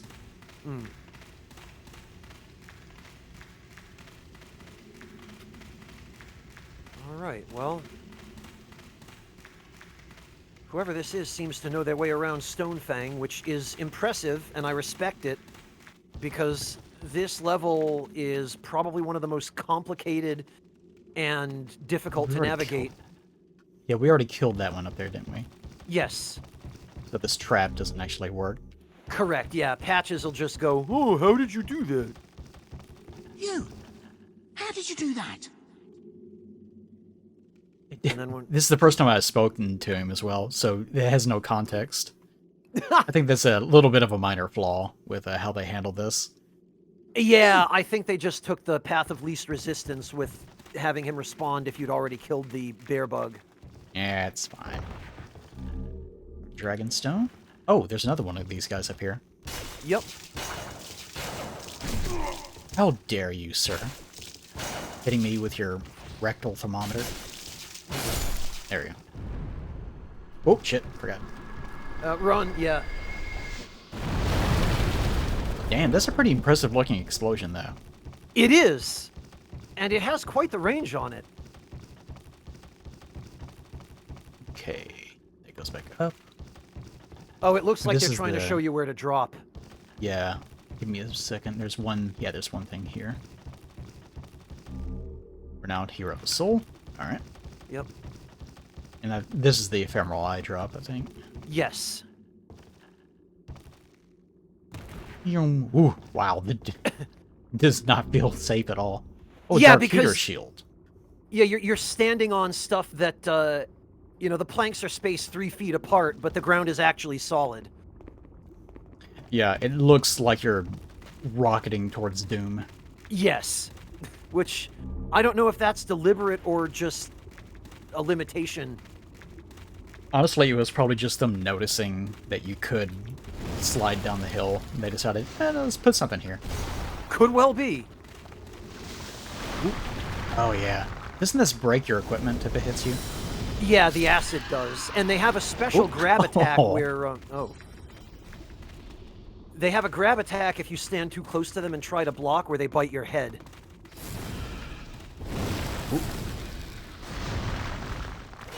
Oh, don't hack him. Okay. Unfolding Papaya. That sure is a username. Thank you for Unfolding papaya. the... Yeah. Oh, whoops. My papaya is coming out of its sheath. Could it not? That I was guess my this is bad. where all these little cute bugbear things hatched from. Yes. Yeah, I really appreciate that you can see the bear bug molts just lying around. Also, what happened to you? I ran afoul of some collision that looked like it was safe to stand on, but apparently was not. It's either that or the game just escorted you out. Yeah, no, Unfolding. I tried to stand on something that looked like it was safe to stand on, and it went, actually, I'm a slope. Lol.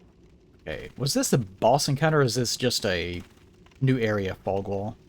No, that's just a new area fog wall. Thought so.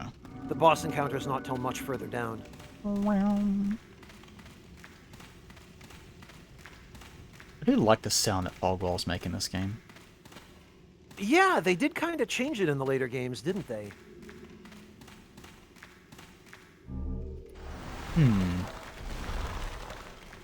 What's that noise?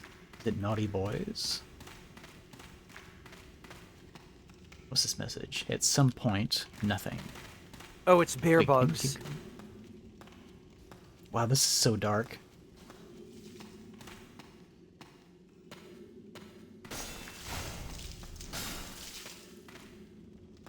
Oh, right. Oh, yeah, the really big one. Alright, time to run.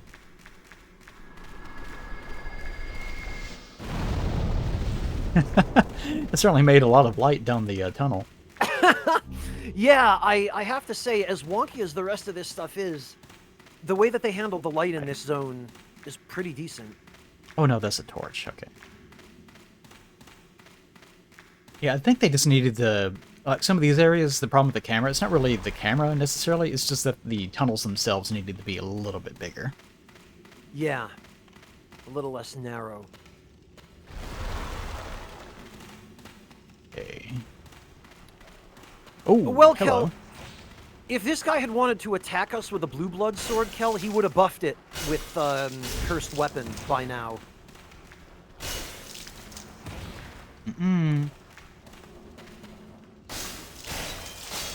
Do the enemies just not react to reds? or Nope, block they don't panels? react at all. It's so weird. Well, I You think would think that's... that they would... You think they would recognize the betrayal. Turn on them. You'd think, but it has to do with the way team type is handled in Demon Souls.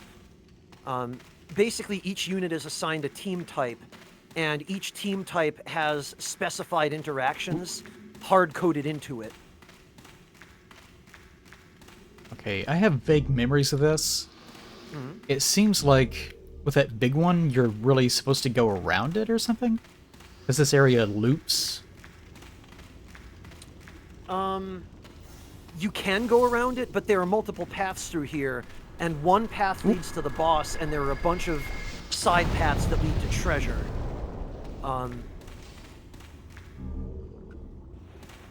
Yeah, it's not quite a maze. I do remember that you can loop a bit like this, though. I mean, it kind of is a... So if you go out of this room that you're in now and take a right, and then go down, it'll take you to the bottom of that canyon with the lava is that I fell into. Oh, you can go down here. Yep. Because of the glow, it just looked like a dead end. Yeah, the glow is meant to show you that the lava is there. See, I remember the layout. This, if you've got no ranged weapons, you can just wait for the bear bug to come to the cave mouth and then cheese him, because he can't fit all the way in. They're so dumb looking. Yeah, they are. So, out in the middle of the lava on one of those islands, there's a pure dragon stone, but you pretty much have to die to get it. Yeah, in Dark Souls 1, there's a few items where it's out in the lava, and you have to play this little game of, whoop. Yeah, the Chaos Ember, among others. They did that Yeah. in Dark Souls 2 as well, in Iron Keep. So typically what I do, as time has gone on, is like, I am not gathering together all the various things I need to do this. I'm just going to go into the cheat engine, lock my health, and walk out there and grab it. I know how I'm supposed to do it. I'm not going to. I can't say that I blame you. And It's just one of those things where it's just sort of a waste of time. Yeah. Yeah, no, I'm not going to be the first person to get on your case about that. I think most people here would understand. Let me grab this. Yes, nice. Shard of Dragonstone. Very good. Each enemy in this area is more adorable than the last. Oh, wow, I just touched it with my toe and died. Oh, yeah. As for giving us fall damages in this game, lava? Intense, apparently. Super, super dangerous. Interesting. Alright, let's not get anywhere near that, I suppose. Yeah, like, the only way you can even last long enough in that lava to be able to get the Dragonstone is, with, Aquaveil or whatever it's called, the spell that reduces fire damage.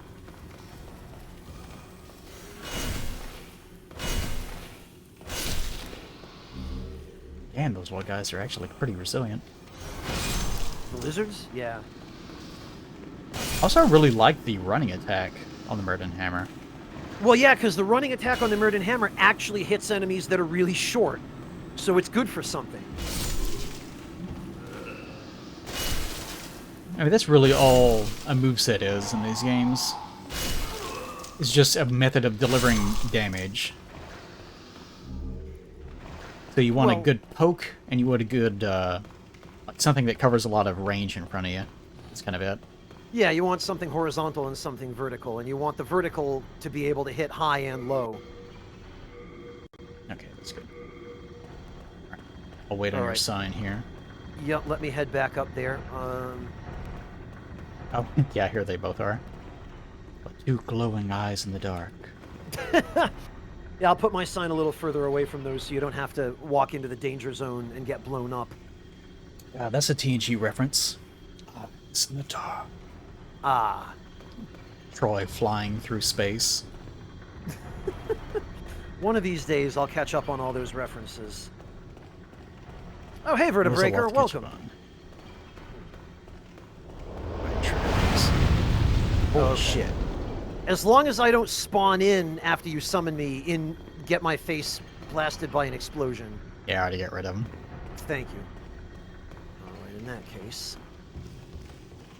Just rewatch all of TNG again, except we force Spy to watch it. It just turned into a Huggins situation again. Like, let's rewatch Adventure Time, and then stop showing it. We just, let's keep going. Let's rewatch it.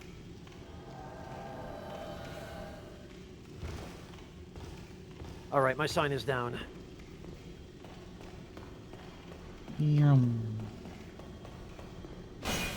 Marsupial, that's a clever username.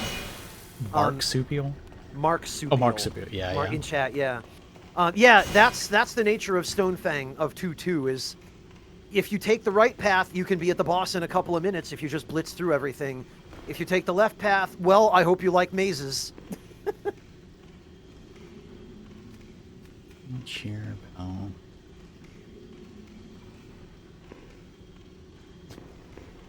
The cheer animation, this is really overblown. Yeah, I guess they really wanted the emotion to be clear. Okay, waiting on your sign to manifest itself. I hope you and the program don't seem to get along too well. No, I guess not. Yeah, for whatever its reason, it doesn't like you. Let me try logging in again. It doesn't like you? No. Well, it can get in line. My friend doesn't like you. I don't like you. I don't like you Sorry. either. I love Luke's reaction to that. Sorry. Star Wars Oops. I'm a little more familiar with. Yes. Alright, let's try this again. We have a few folks in chat who... I love those two guys just walk up and try the... They're not even really picking a fight. They're just looking for someone to brag to make themselves feel good. It's such a... It feels like George knew people like that. I mean, I think a lot of those side characters, the throwaway one-offs, that, yeah, like the patrons of the cantina there. I'm pretty sure that I remember reading somewhere that they were each based on a specific idea or person. All right, my sign's down. Oh, there you go. Alright, what's up, y'all? Let's run over and get blown up by this minecart before you can get summoned in. As long as I don't spawn into those mines exploding in my face. I was curious if I could actually survive trying to go backwards as opposed to running through it. Yeah, the thing is the carts carry those bombs forward, so you have to go Yeah. through the opposite direction to... There we go. Oh, well, Oh, right. Right here. I did almost get blown up. Okay, Wait, you went how? left. There's nothing there, though. How'd you almost get blown up? It must have been latency then, because I spawned in and immediately there was an explosion next to me. Ooh, that's weird. Probably just desynced. Hi, Kel. Where's the twisty-turny knob? Over on the right. Right here. On the right. Oh, you got it? That side. Okay. Yep. This corpse that's bent over, there's a message behind it that says curved sword. I guess it was as close as anyone could get with the limitations of this game's message system. I'm sure if people had their way, it would be try-tongue butthole. Yeah, can you imagine the messages if people could actually just type out a full message? Oh, God. Whatever they Oh, wanted. no. I mean, I can imagine. Oh, shit. Like, I would love it if everyone panicked because of that, but every message was to, like, to whom it may concern. Dear sir. Okay, how do we get back to all that? This way. And bear in mind, we're going to have to dodge... Oh, take a right at that intersection. There's going to be a dude around the corner here who... It's really easy to get lost in these tunnels. It is, yeah. Back up. Okay, too late of a warning there. Wow. Sorry. I was just I'll kinda, lead the way. I was I'll have to inching be forward, careful. figuring I would... I was expecting there to be a guy there, and there was a bomb instead. Yeah, it's one of those floating orbs, isn't it? Yeah, well, I knew there was something there, but I couldn't remember if it was an enemy or a hazard, and I guessed wrong. Yeah, you're I'll thinking come put this my- guy. Yeah, I was thinking him. I'll come put my sign down closer to you guys. Oh, these are the items that I saw. Okay. There's an episode of Lower Decks, Star Trek Lower Decks, you're not going to understand this reference, but where they're being chased by giant aggressive monkeys. And a guy shows up and assures them, "Follow me, I'll take care of this. Like, I'm so-and-so, I have like 4 books on the Magutu." You're like, "Oh wow, that's impressive. Like, this guy rules." And then they go on and they run into some of these monkeys. He says, no, I didn't write the books. I have 4 books. And then he gets his head torn off. Incredible. Okay, Well, where were you leaving your sign? Further back? Yeah, right at the entrance of the elevator room on the lower level. Lower level. Okay. So Left. should be fairly close to where you guys still are.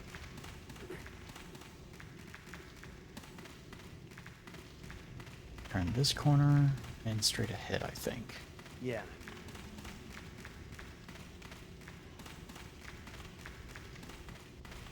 Right here. Okay, so it Yes. should be in here. Right at your feet there at the door you just went through. Oh, yep, here we go. Yep. Excellent. No, at least it worked this time. What are these little guys supposed to be? Those things, they're kind of equivalent to the wisps in Dark Souls 1, the floating skulls. Well, yeah, I mean, mechanically, they're just little explodey guys. Yeah, I think they're supposed to be spirits. Just little fart orbs. Pretty much. Although Condensed. the fact that there are 3 being carried by minecarts also makes me wonder if they're not actually just mining explosives. I mean, that's what the carts were carrying. Yeah. Maybe they are natural organisms that they've been appropriating. And using as mining explosives. Good thought, Eli. Alright. I love killing things and then picking stuff up off their corpse. It is satisfying, isn't it? Which makes me understand why Bloodborne worked the way that it did. How do you mean? The vial system. Oh, blood vials, okay. Yeah. You have to pick up something. And in a game in which you have, like, a very tiny handful of weapons, it makes sense. Yeah, I see. Alright, we can, I believe... Let me test this just to make sure, but I'm pretty sure... Oh no, that's too far, never mind. I was gonna say, I thought maybe we could drop down there, but I think that's a little too high. It'd be death. Yeah, even in Demon's Souls it'd be death. Fortunately, the way down there is pretty straightforward. Oh, I don't think some of these are dead. Yeah, come here, little cutie pie.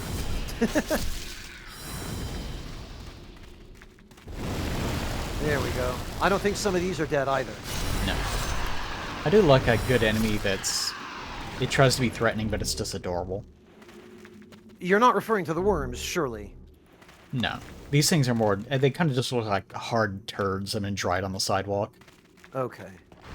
Oh, that is still too high to jump. I could have sworn that that was jumpable.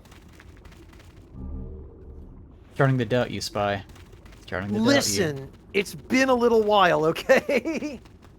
There is an item right there. It's like under... Wait, it's under it? Yeah, you can just, you follow the wall around to your left. And I'll come back down there and leave you my sign right where you're standing.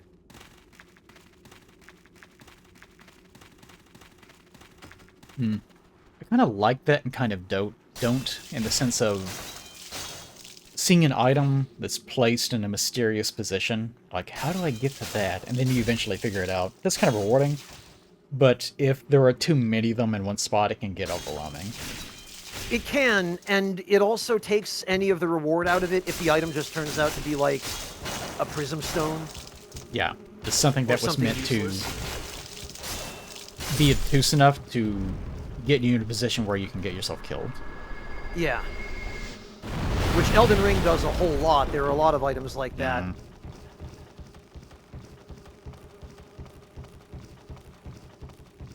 Okay. Yep. Nice. Yeah, I like these earlier levels in Demons. Because there's not too much going on, and not so much being in the caverns, so... Yeah, and each one is different. Like, each different zone has a different layout, different kinds of puzzles and traps, different hazards, different things that are threatening.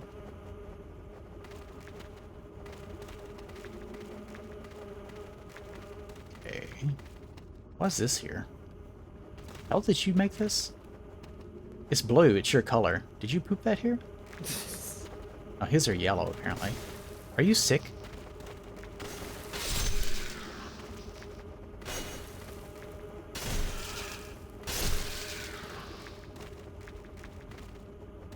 There's something to be said about having a basic enemy that is almost... like, it can hurt you, but they're almost a non-enemy. So it's more of a matter of just being a little bit too over-aggressive around them because you know they're not really much of a threat. So they get in like one little hit here and there. Yeah. And it's not threatening, it just reduces your resource count by 1 or 2. Yeah, they can wear you down, those. So they're, I mean, they're not directly a threat, but if you get too careless around them, you end up paying for it. Okay. Almost back to that fog wall. All right. Oh, I see where you are. Yep, I'll be right there. Yeah. Ah, the worms.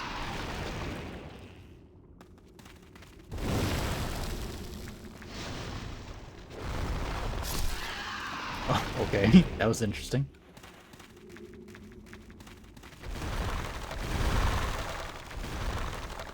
Yeah, you can even tell the way that they hatched.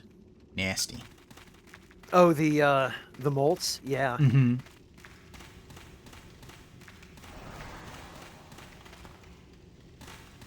Okay, heading in. All right, let me put my sign down. I'm right about here. Okay, yeah. So We're at the I will T leave it- intersection. Yeah, I'll leave it right at the entrance of that tunnel, right back the way you came. It kind of looks like I have a kitty mouth because of the lighting. Oh yeah, you kind of do. How it's parted at the top in the middle of the upper lip. Mm-hmm. Yeah. All right, my sign is down. We should probably... how long have we been going for? 3. Okay, that's not too bad, I guess. I'm good for however much longer you want. I was thinking about clearing this level and then calling it a night. Okay. Depends on whether you want this to be both levels, or, you know, ours, or mine than yours. If you're itching to go to bed, we can always get my half of this done next time. I'm not in a huge rush. Nah, I mean, I don't know what yours is like. I just didn't want to go another 5-hour-long session where I feel like I'm about to die. But it's only been 3 hours, so I think we're good. Okay. Yeah, I don't want you feeling like you're about to die. That's the last thing either of us needs. Yeah. All right. Can you...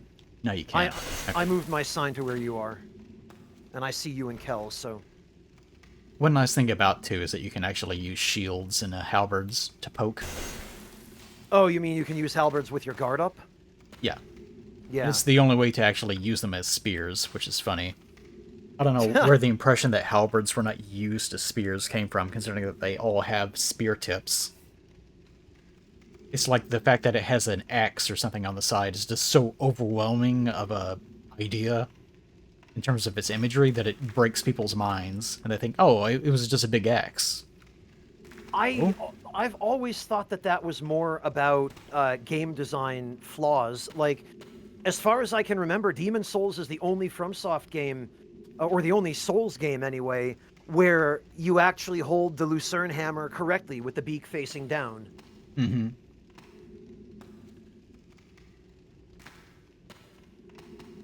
All right, let me try logging out and then logging back in, because it looks like I have to do that. Because you're You do standing right where my that. sign is. I'll do some scouting in the process. Don't get lost. Big old spine right here. Yep, lots of dragon bones.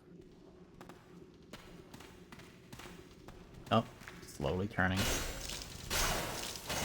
Yeah, GDJ, they are wacky with weapon handling, especially when you two-hand a weapon that has a model that's meant for one hand, and like your second hand is holding something invisible.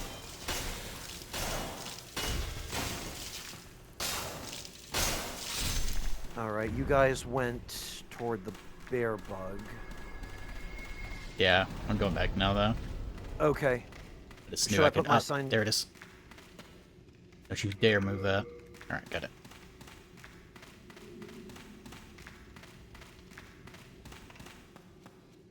Yeah, they are just big water bears. Yup. There was Oh, like a I'm being little summoned. era where people were... like, they've been known for a long time. But there was like an era in the early 2000s where I think people were just... was becoming more of a cultural knowledge sort of thing. Water bears. Tardigrades. And they started showing up everywhere in some weird way. Yeah, there was a boss in Mega Man X6 that was based on a tardigrade, the Infinity Maginian. And Okay. I remember the only reason I learned that was because pretty much every other boss in the Mega Man X games, it's pretty obvious what it's based on, because all the Mavericks are based on animals of one kind or another. But I took one look at that, and I was like, what the hell is this guy supposed to be? So I had to look it up, and that was what I found. Oh, there's Kel. All right. Kel, lead me to Eli. Where'd he go? I'm getting this one item down here, apparently. Okay. I think that's it. Oh, no, there's another path over there. Yeah. Yep. Take the kill. This, I Where's he, think- boy? Go get him. This eventually leads to where we were before. I think we want to go this way. Aw. Almost Mario bounced off your head. Well, you could if I this were an way? invader. Yeah. Let me see. Where are we? So we are in the... This should be a This dragon is where we stone came or in. dragon longsword down here. Ah. Dragon Longsword plus 1. Okay. Yup. So that's an auxiliary elemental weapon. Not for use in this zone, obviously, but... So this is where we were before, and this is where we're going to need to traverse in order to get where my we're going. blood stain as well. Yes. Whoa. It looks like death. Yeah, it should, because it is. Oh, there it is. We went Yep. in the opposite direction. Yeah, There we're we going go. back towards where you came from originally. Okay, so where are we supposed to be going then? Follow the wall the way I headed. Keep the wall on your right and Where you follow went? it. Put the wall on your right and just follow it with the wall on your right. So, like, Okay. walk along the shore of this little lake of lava. Here we are. Ah, there. Okay. And we're going to take our next right into this cave. And if you didn't already get everything in the room up on our left here... Alright, there's that item. Yep, okay, stand back, because there is a mine. Let me trigger that this time and actually not get killed. Be funny Okay. if you died anyways. Yeah, that would be on brand for me, let's be real. Right, now I believe... Oh, you found a friend. What's that? Oh, there we are. I believe we want to go left here. Okay. Yeah, you really need an internal... It feels like diving in a... Not Dwarf Fortress, Deep Rock Galactic Does it? in a bit. Except there, a lot of your tunnels are made by you, which can make it really confusing when you have a driller that's a little bit too adventurous. It just makes crap all over the place. Okay. Wow, this is some T-pose. Yep, I see it. That's great. So, we have two choices here. We can either backtrack and then take the right path, because that's where Scurver is, and there are a couple more crystal lizards there. Or we can take this path the rest of the way to the boss. What do you mean, this path? This is where we came from, though. It is. But from where we are now, we can either backtrack all the way back up and then take the other path, or we can just go all the way down from here. Oh, right. Yeah. Well, the way back up there means we would have to, like, fall down that shaft. That's almost impossible to go down. Yeah, we would, to get Now, down let's that go way. this way. Okay. Is that something to do once the area is cleared, and I can just die at my leisure, trying to get Fair. crap? Entirely fair. Alright. Oh, Kel left, Hi, Kel. Alright.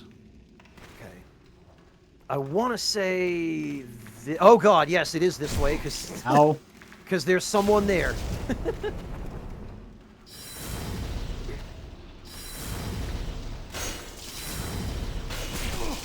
That's fine. Make sure you have room to back up, because when we kill this thing, it's going to blow. Okay. All right, run.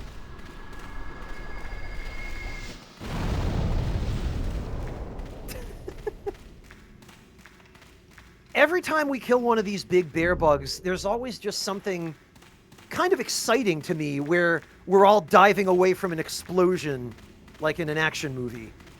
It's not too difficult to get away from it either, as long as you aren't like double attacking with a really heavy weapon, I guess. Yeah. Or you get stuck on the geometry.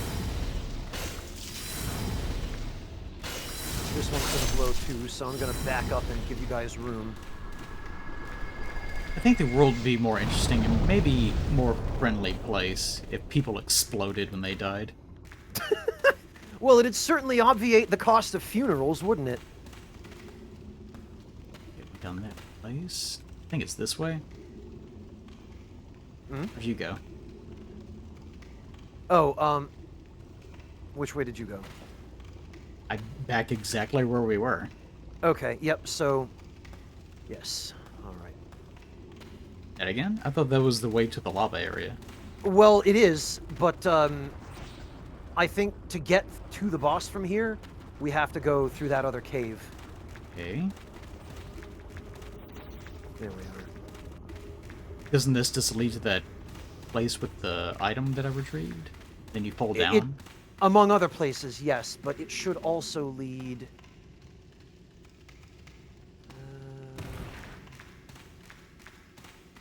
yeah, it should also lead to the interior of the... Oh, wait, no, this is... other way. Maybe we should stop and ask for directions. No, I know the way! No This is where good the ask item for was. directions. Okay, alright.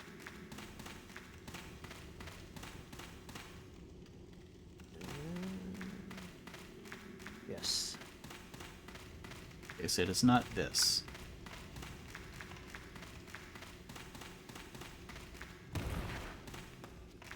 Alright. Is it this? Let's see. Oh, okay, yep, I think we're on the right track. Tell you what, if you want to compromise, we finish it doing this method in my world. In your world, we take the shaft. That's what I would have done. I prefer the short route. The only thing down here that's really useful is the dragon longsword, which there it is. Well, again. other than the experience of it being ass. Well, that too. Yes. The shaft is also ass, just in a different way. It is, but the shaft I learned to deal with. Whereas this, I used to remember the way a little bit better than I apparently do. Yeah, we're just back here now. Yep. Yeah, okay, I stand corrected. Yeah, back up. We'll deal with this guy at range. Hell's also lost forever now. Oh. Sorry, Kel. Run!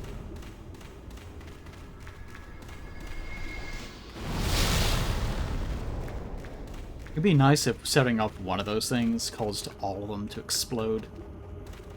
You know, they did implement that later in Elden Ring of all games with the land squirts.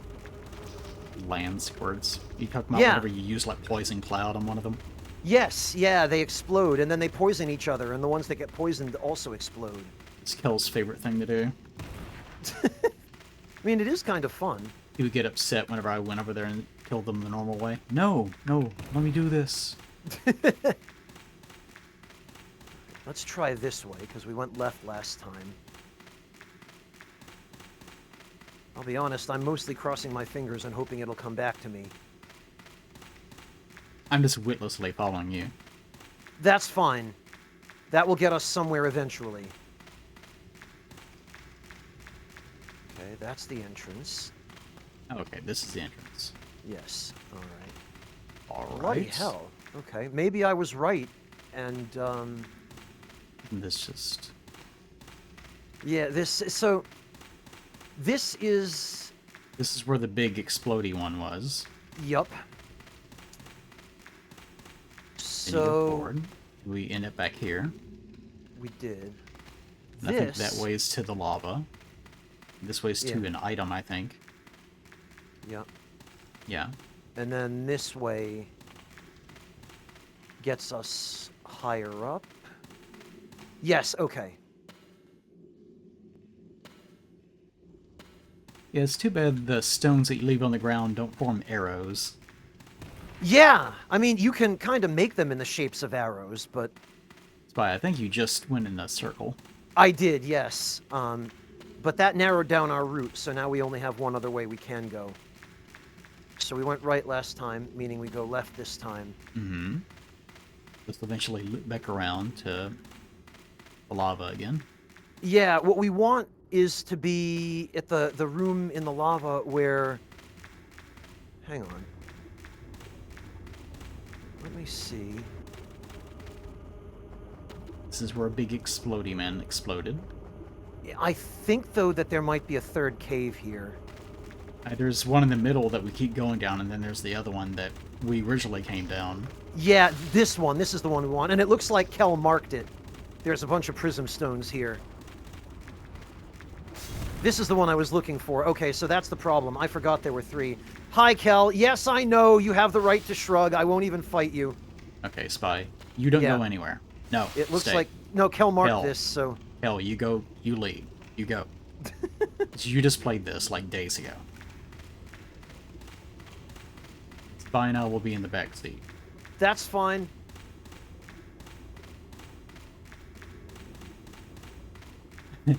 The sign that says, I'm lost. Yeah, I wonder why. Oh, yes, we're passing through rib cages, so this is the right way. Thank you, Free Kel. message. Cowards should go here first. So that's if you're coming the other direction. Good save. But actually, you can drop from here. It's fine. Watch for worms. Okay, and this is the bottom of the shaft. If I This is the remember. bottom of the shaft, yes.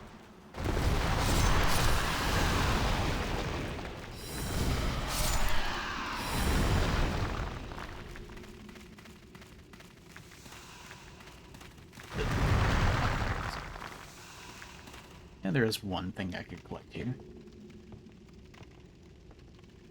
Yeah, How Kel, slow it is to climb. it's much less fresh in my mind. It's been a long time since I navigated that maze. So, like, Something tells me you always went down the shaft anyways. I preferred to, but I did learn how to navigate the maze for co-op, because co-op hosts would almost invariably end up in the maze and get lost. So I used to know how to Keeps navigate going it.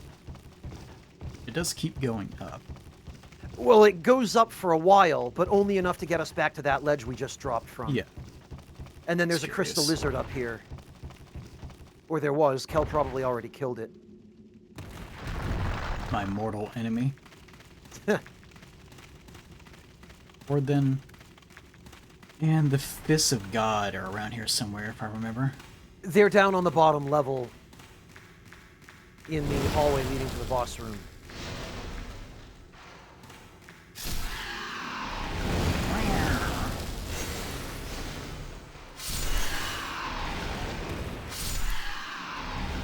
Hands of God. Cannot carry you with overburden. You shut up. Really? I can't pick it up? They're pretty heavy. Not even the Ring of Herculean Strength will help me? Are you overburdened already with the ring? You should be. I dropped off a lot of stuff. Then again, I've been picking up a lot of... Yeah, I have a lot of large hardstone shards because we've essentially run this area twice now. Right. So, no wonder. Try walking away from it and then walking back toward it and picking it up again. What? What, do you think it's going to forget? It might, considering we've been having some sync issues. No, I guess No. not. Okay. Well, Kel or I could hold something for you. Let's see. Oh, wait. Oh, I see. Already Oh, have you got the one? great axe. I have the Hands of God, just only one? You have only... guessing Yeah, there's there's a two? pair of them, Okay. and they weigh 4. Yeah. I could drop some of my clear stone. Not gonna use this. Yeah, clear stone is quality. So shards would be what to get rid of first. I'm not sure how much I need. Enough to equal 4 units of weight. Apparently. Where am I? Item burden. There it is. Yeah, I just need apparently 0.7. See, this is why you don't have systems like this. Yep. That was 0.3.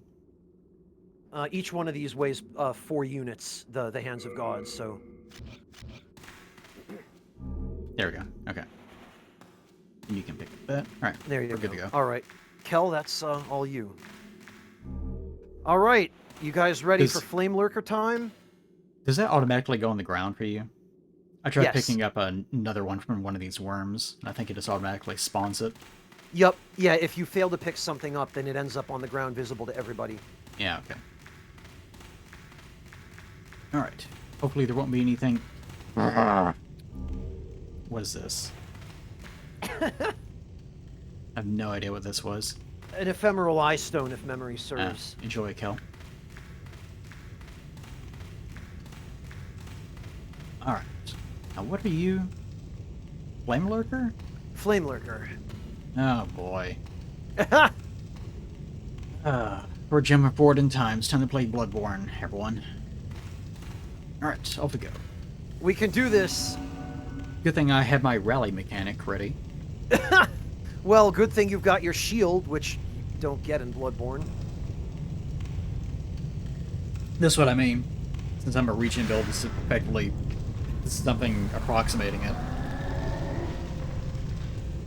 Okay, yeah, it didn't even occur to me that that was what you were talking I never cared about. too much for this guy. Too flaily. I mean, he's probably the most aggressive boss in Demon's Souls, Yeah. and one of the least predictable. So you can understand why I don't care too much for him. Yeah. Yeah, he is definitely closer to the bosses from later games. Yeah, there's also not really a mechanic to him exactly. You just have to hit him. Yeah. He does he's- lots of damage. He's really a very straightforward fight. There's no real gimmick. Yeah, there's Other not like a than- thing where he's blind or something. He just fucks your shit up and that's it. Well, you can use the Thief's Ring to cheese him, but...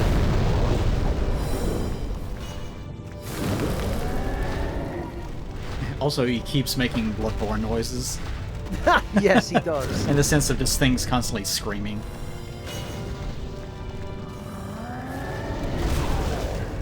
He's also one of the only bosses that really very clearly reads your inputs. Wow. It does what? I can hear you over him reads your- screaming. Reads your inputs in a very obvious way. Like he's one of the exceptions. God, he's so loud. Yeah. He is. Go away.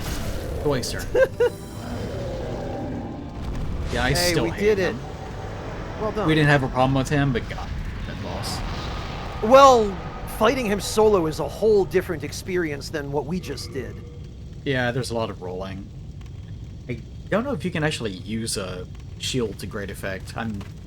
You would think it's a demon, so probably. You can, but it has to be the purple flame shield or the large brushwood shield. I tried picking up something again. Ah, whoops. Yeah, I saw.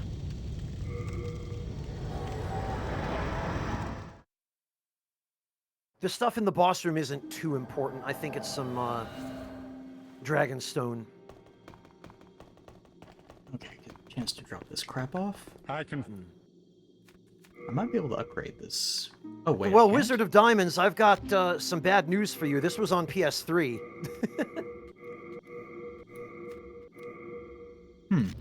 Do come. I mean, it definitely looks good for a PS2 game, but that's because it's a PS3 game.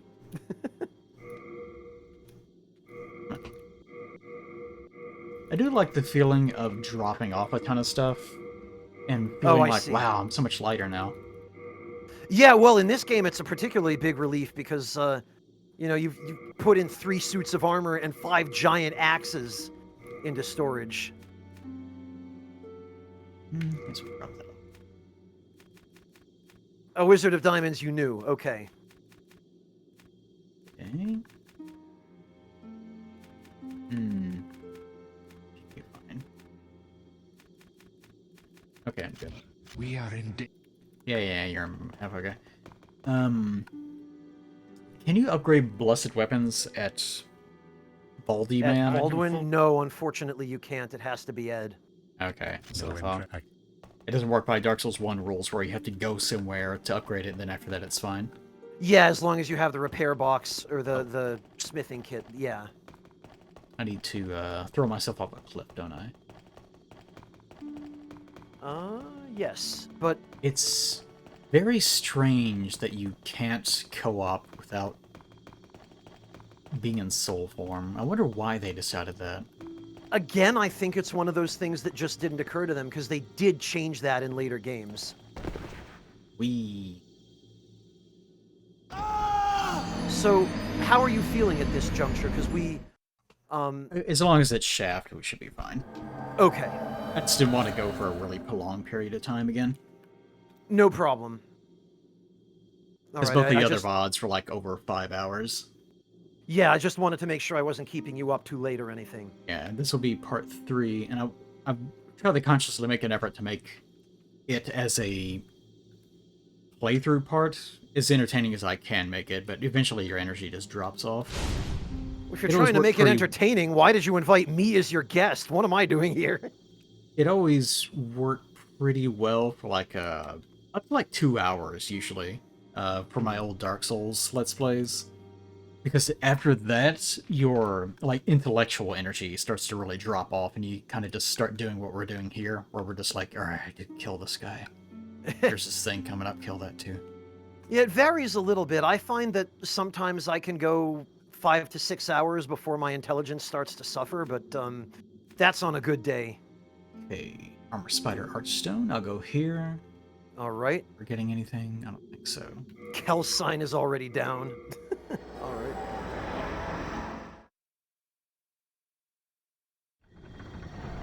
Alright. Oh, you're still here. That's cool. Well, we killed the boss, so he'll be back. Cool. GDJ, I'm not sure that it was... Like, it might have been deliberate insofar as someone made the choice to do it consciously, but I think whoever made that choice was not thinking about the fact that it would be inconvenient to co-op because you had to die in order to become eligible to be summoned. Well, I think their logic was basically just, we want the system for people to regain their normal health bars, and that was just the extent of it. Yeah, that's what I mean. They didn't think too far into it, which... Oh, hi, Kel. Dear God. Kel My is wearing sign the is- custard tornado. Sign is down near the beginning, where you first walk through. All right. Custard tornado. Yep. You know it. Waiting for your sign to appear. Love killing these guys with this hammer. You know, for a starting weapon, the Mirdan hammer is actually a really, really good weapon in Demon's Souls. I don't like it whenever they try to play favorite. It's such a weird system in all these games. Because the idea is that all the weapons are more or less equal in their capabilities. Because these are not really typically games where you get one weapon and this is the best one. You're at the final boss, we're going to give you the best weapon now. It's not one of those kinds of games. So in theory, all of them should be more or less equal to one another. But something they did kind of overtly in 2. They made scaling kind of worthless. Not worthless, but it's just not very good. But at the same time, they made most of the movesets of the weapons more or less the same. So you'll pick up like 3 halberds and they all have the exact same moveset. There's nothing different about them at all. Other than their scaling. Or whatever their base damage happens to be. So you eventually get to this point where you get like the Mastodon halberd or Greatsword, Mastodon Greatsword, and there's just this tier of this is the best version. But if you can meet the stat requirements, then you can use it. And that's what they're trying to use to encourage you to make yourself a strength or dexterity or whatever character. Just meeting Right. really, really high minimum requirements. Which, from my understanding, is what turned the PvP into this game of finding the best possible weapon that has the lowest requirements. And then just relying on infusions to get all your damage. That and relying on a weapon that has the best moveset. Like, our mutual friend Dropout Dragon, who was one of the main PvP guys in Dark Souls 2, once tried to explain this to me, and I mean, there were a lot of intricacies to it that I didn't really grasp because I'm not a PvP guy, but his point was that the regular longsword in Dark Souls 2 is one of the best PvP weapons. Oh, there's your sign. Great. Took like 5 minutes to show up. Sorry about that. I moved it. Oh, okay. Yeah, like the regular longsword is one of the best PvP weapons in DS2, more because of its moveset than anything else. Yep. As long as something has a... I mean, I don't know anything about PvP in those games. But... Oh, it looks like this? Kel left you something. He wants us to match, okay. apparently. Assuming I can wear this. Oh, it has a 0 weight. Yeah, no, you'll... Kel, There why we have go. you done this? This is Because he horrible. wants to take a screenshot, I'm sure. Okay, well, get your screenshot in. I think Let's pose. there should be a special feature that if you get 3 people standing together, they just start resonating together, forming a noise that's barely discernible. Yes. Yeah, they gradually, the dungeon hits a resonant frequency and just collapses. Yeah. Then if you get an invader wearing the same thing, you'll start... Your characters just freeze, become invincible, and start resonating until the screen glows, and then your headgear vanishes. You know, what the hell just happened? Yes, I'm sure goes there's back a normal. mod for that. All right. If you got your screenshot, Kel, then Yeah, he's got it. you got it. Okay, good. Yeah, Miscreant. It's nice that they added that.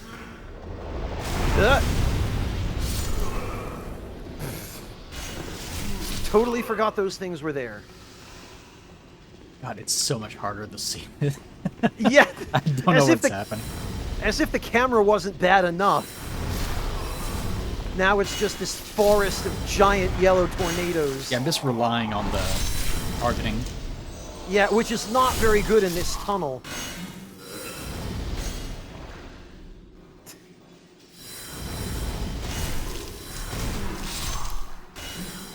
Yeah, we didn't go this way at all.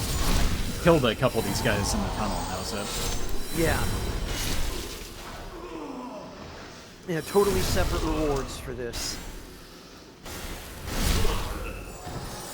Love Right, this so we're driving gonna- an entire halberd through someone's back.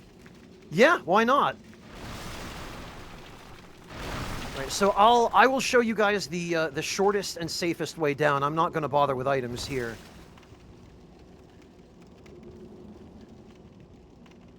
Let me down. There we go. Although Wait for Scurver me. is over here, so there's some crystal lizards if y'all want to... Oh, Where'd they you got guys away. go? Well, Oh, there you are. yep. All right. Now we go this way. And this one's a little tricky because we kind of got to walk off sideways and you have to angle the camera. But there's a message over here that kind of points the right way, so... I want to go home, it says. Yeah, I don't blame the poor guy. And then we drop down over here. It should be a message that just says, "This sucks, dude." Yeah, no kidding. Then we roll carefully over here. Now, here's the part where it gets a little bit stupid. This is going to be entirely RNG whether we die or don't. Those bear bug molts on the wall are supposed to break when we touch them. They do not always correctly detect our collision. Oh, thanks, Kel. Yeah. I was going to try and use Soul Arrow, but Now is it RNG? no. Oh, Because what can happen is, if you don't destroy them before you jump, they might not always get destroyed by your falling damage box, and they can push you off and cause you to fall and die. Is there no plunge attack in this game? Nope. Wasn't introduced till Dark Souls 1. Huh, it is funny. Yeah. Hard to imagine, isn't it? There was just the Goomba Stomp.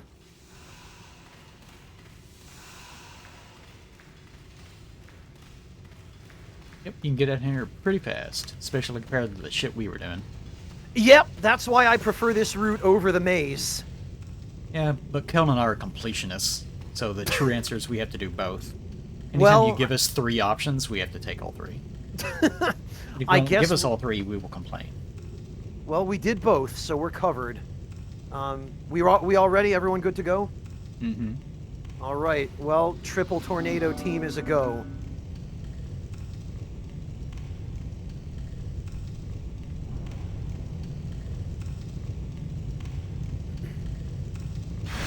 So, what is the idea with this guy?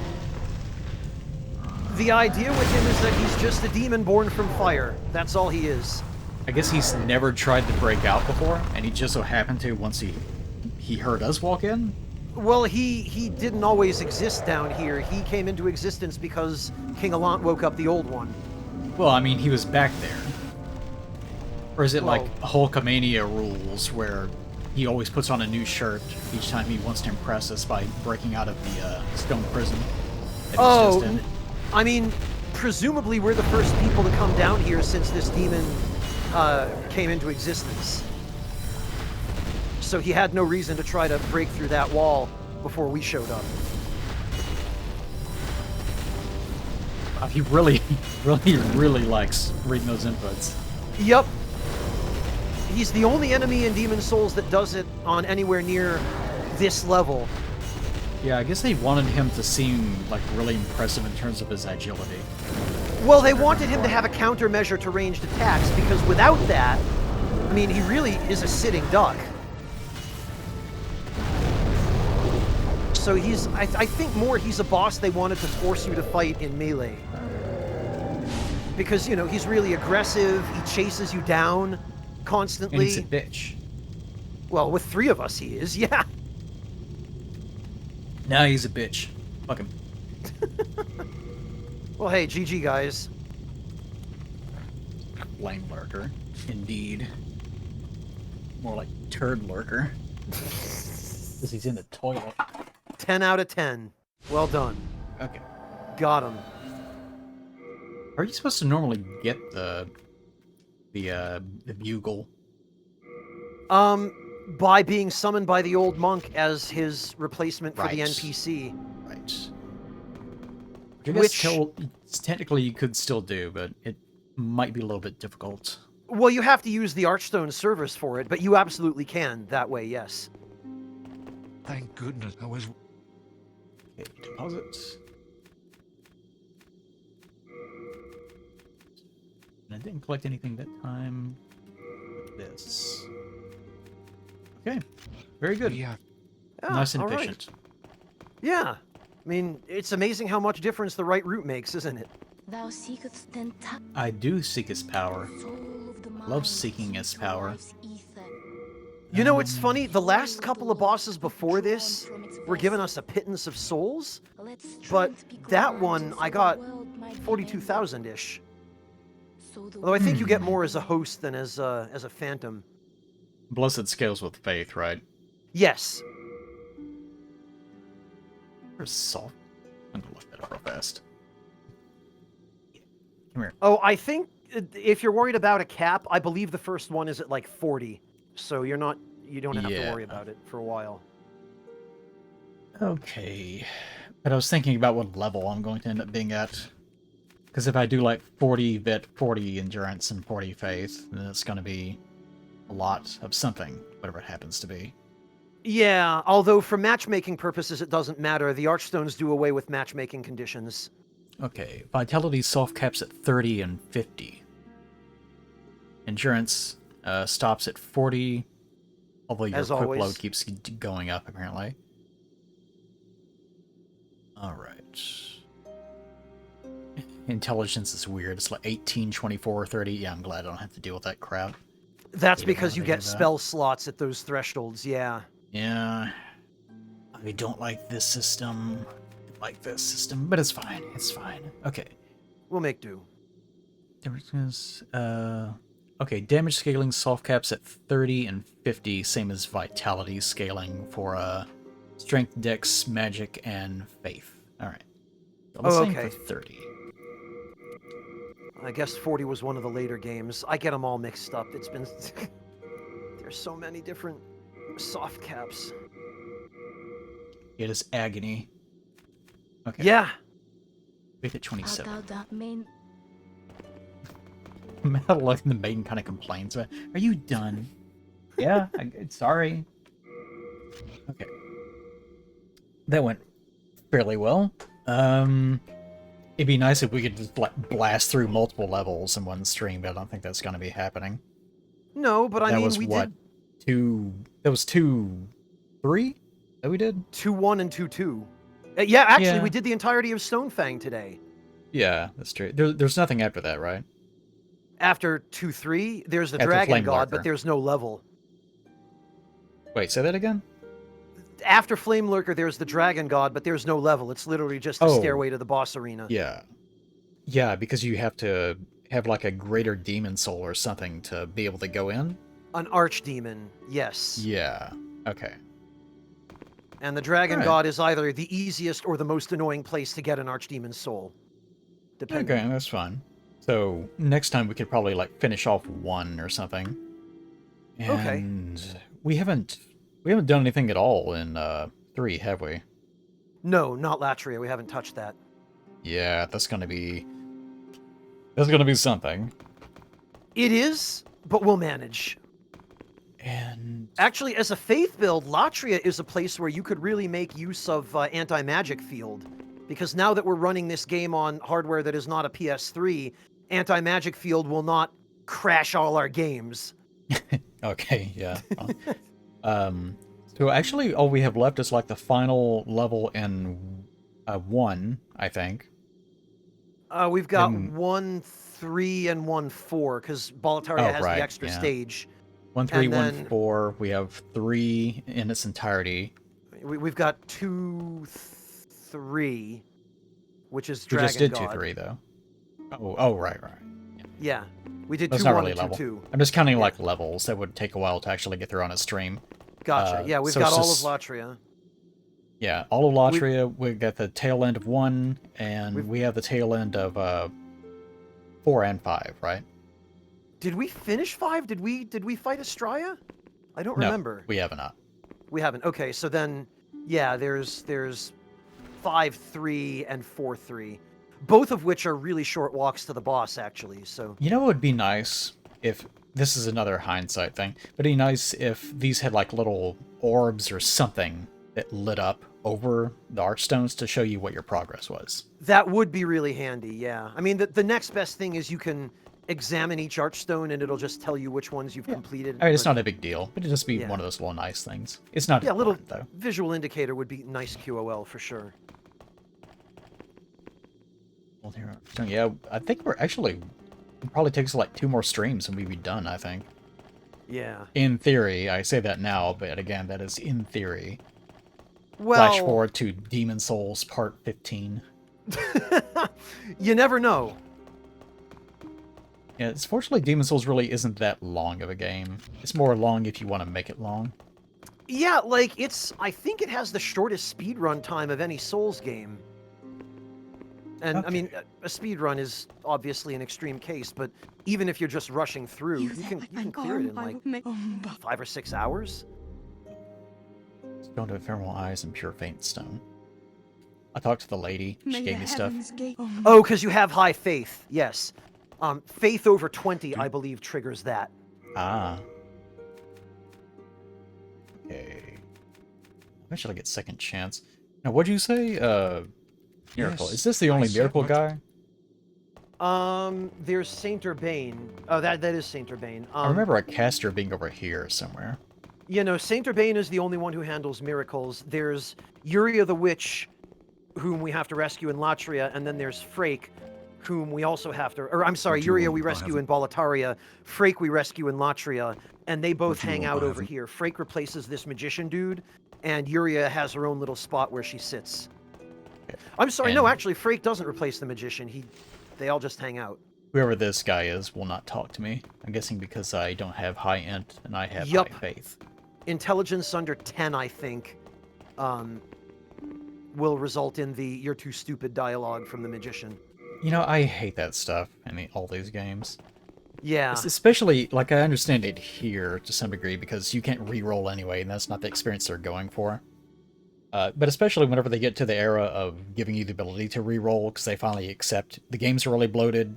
Some people just want it to be like a primary experience. So if they want the ability to change up builds, that's okay. Once they start doing that, having people that are like, remember me in 50 hours when you feel compelled to come back. You're not going to, so just give them the stuff. Just give them the stuff that they will be able to use later. Yeah, it'd be nice if they were a little bit more with the times about that. Although, ironically, Demon Souls did have something of a system that allowed you to re-roll to a limited degree, which is the ability to lose soul levels via soul suck, yes. or yeah. Just becomes so stupid you have to relearn everything. Yes, and you can't lose levels in vitality for some reason. I'm not sure why. But... Wait, what? Really? Yes, you can have every other stat soul drained, but you can't lose levels in vitality. It's also part of how they balance a lot of these games with the idea of if you're not strong enough to defeat this at your current skill level, then come back later. Yeah. Just keep over-leveling. Just level up and level up and level up because we let you go way beyond what you probably need to be. Use the if you RPG want to dump 99 mechanics. to resistance, go ahead. Yeah. Okay. Alright, sounds good. Alright. I think the series will probably actually finish off at like part 5 or 6, if I had to guess. If we're lucky and we don't end up going to part 15. If we're lucky, he says. Like we would be lucky. We're millennials. Yeah. Yeah, I can't even fight you. Just defeatedly, yeah. You're not wrong. Yeah, no. Our lot is to suffer. Okay. Alright, I guess we're good then. Alright, All we'll end it there. Well, thank you. Thank you for doing this. It's always fun to hang out. Yes. You've started streaming again, correct? I have, yes. I saw you on YouTube. Yeah, well, see, I don't think I've even had a chance to tell you this yet, but recently my neighborhood finally got good internet, so now I have fiber. Oh, actual internet. Actual like me. internet. You caught up to me. I've finally That's caught up shameful. to the backwoods of Kentucky. Yep. Yeah, in urban Berlin. So like now I have the ability and the bandwidth to stream to Twitch and YouTube simultaneously. So I've been experimenting with that. There was a while where DSL just infected cities, and because of the way that the companies worked, it just took forever to get them out. Yup, it was awful. No one wanted to replace the old cable lines. Okay. That would be too expensive.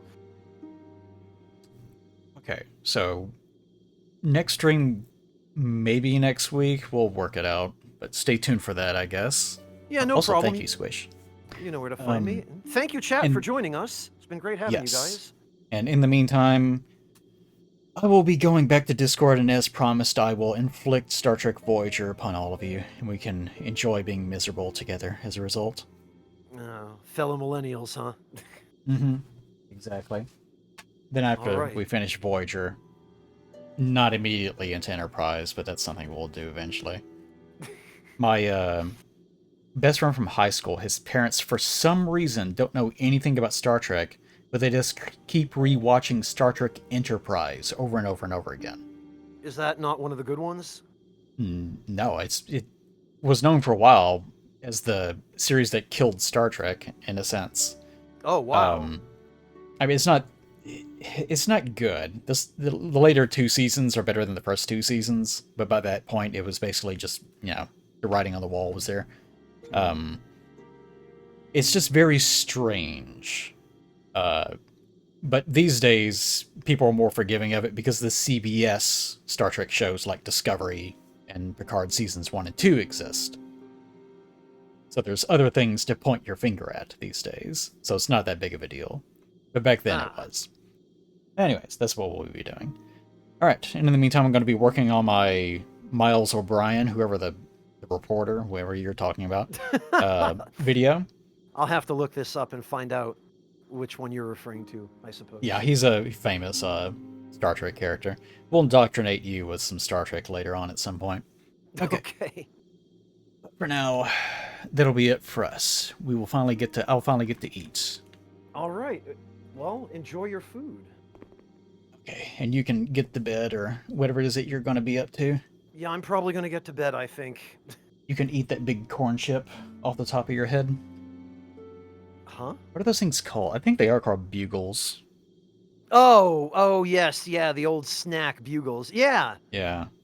Yeah, you and I are close enough in age that you were probably given those in your school lunchbox too, weren't you? Yep. There are a lot of them. That and Crunch a Bunch? Huh. There's a Munchin Crunch. I can't remember what the hell they're called. They're like really caramel covered like popcorn bits. They're kind of nasty. I actually see, never liked those things. My parents wouldn't have let me have anything sweet like that. I was given corn nuts. Corn nuts. Yeah. Makes me think of, it has nothing to do with it really. It makes me think of pop cereal. I still love pop cereal. Corn pops, that one? Yeah. Yeah, Like I mean, corn pops. yeah. I snuck that whenever I had money of my own and my parents couldn't stop me. Corn pops was great. Terrible for you.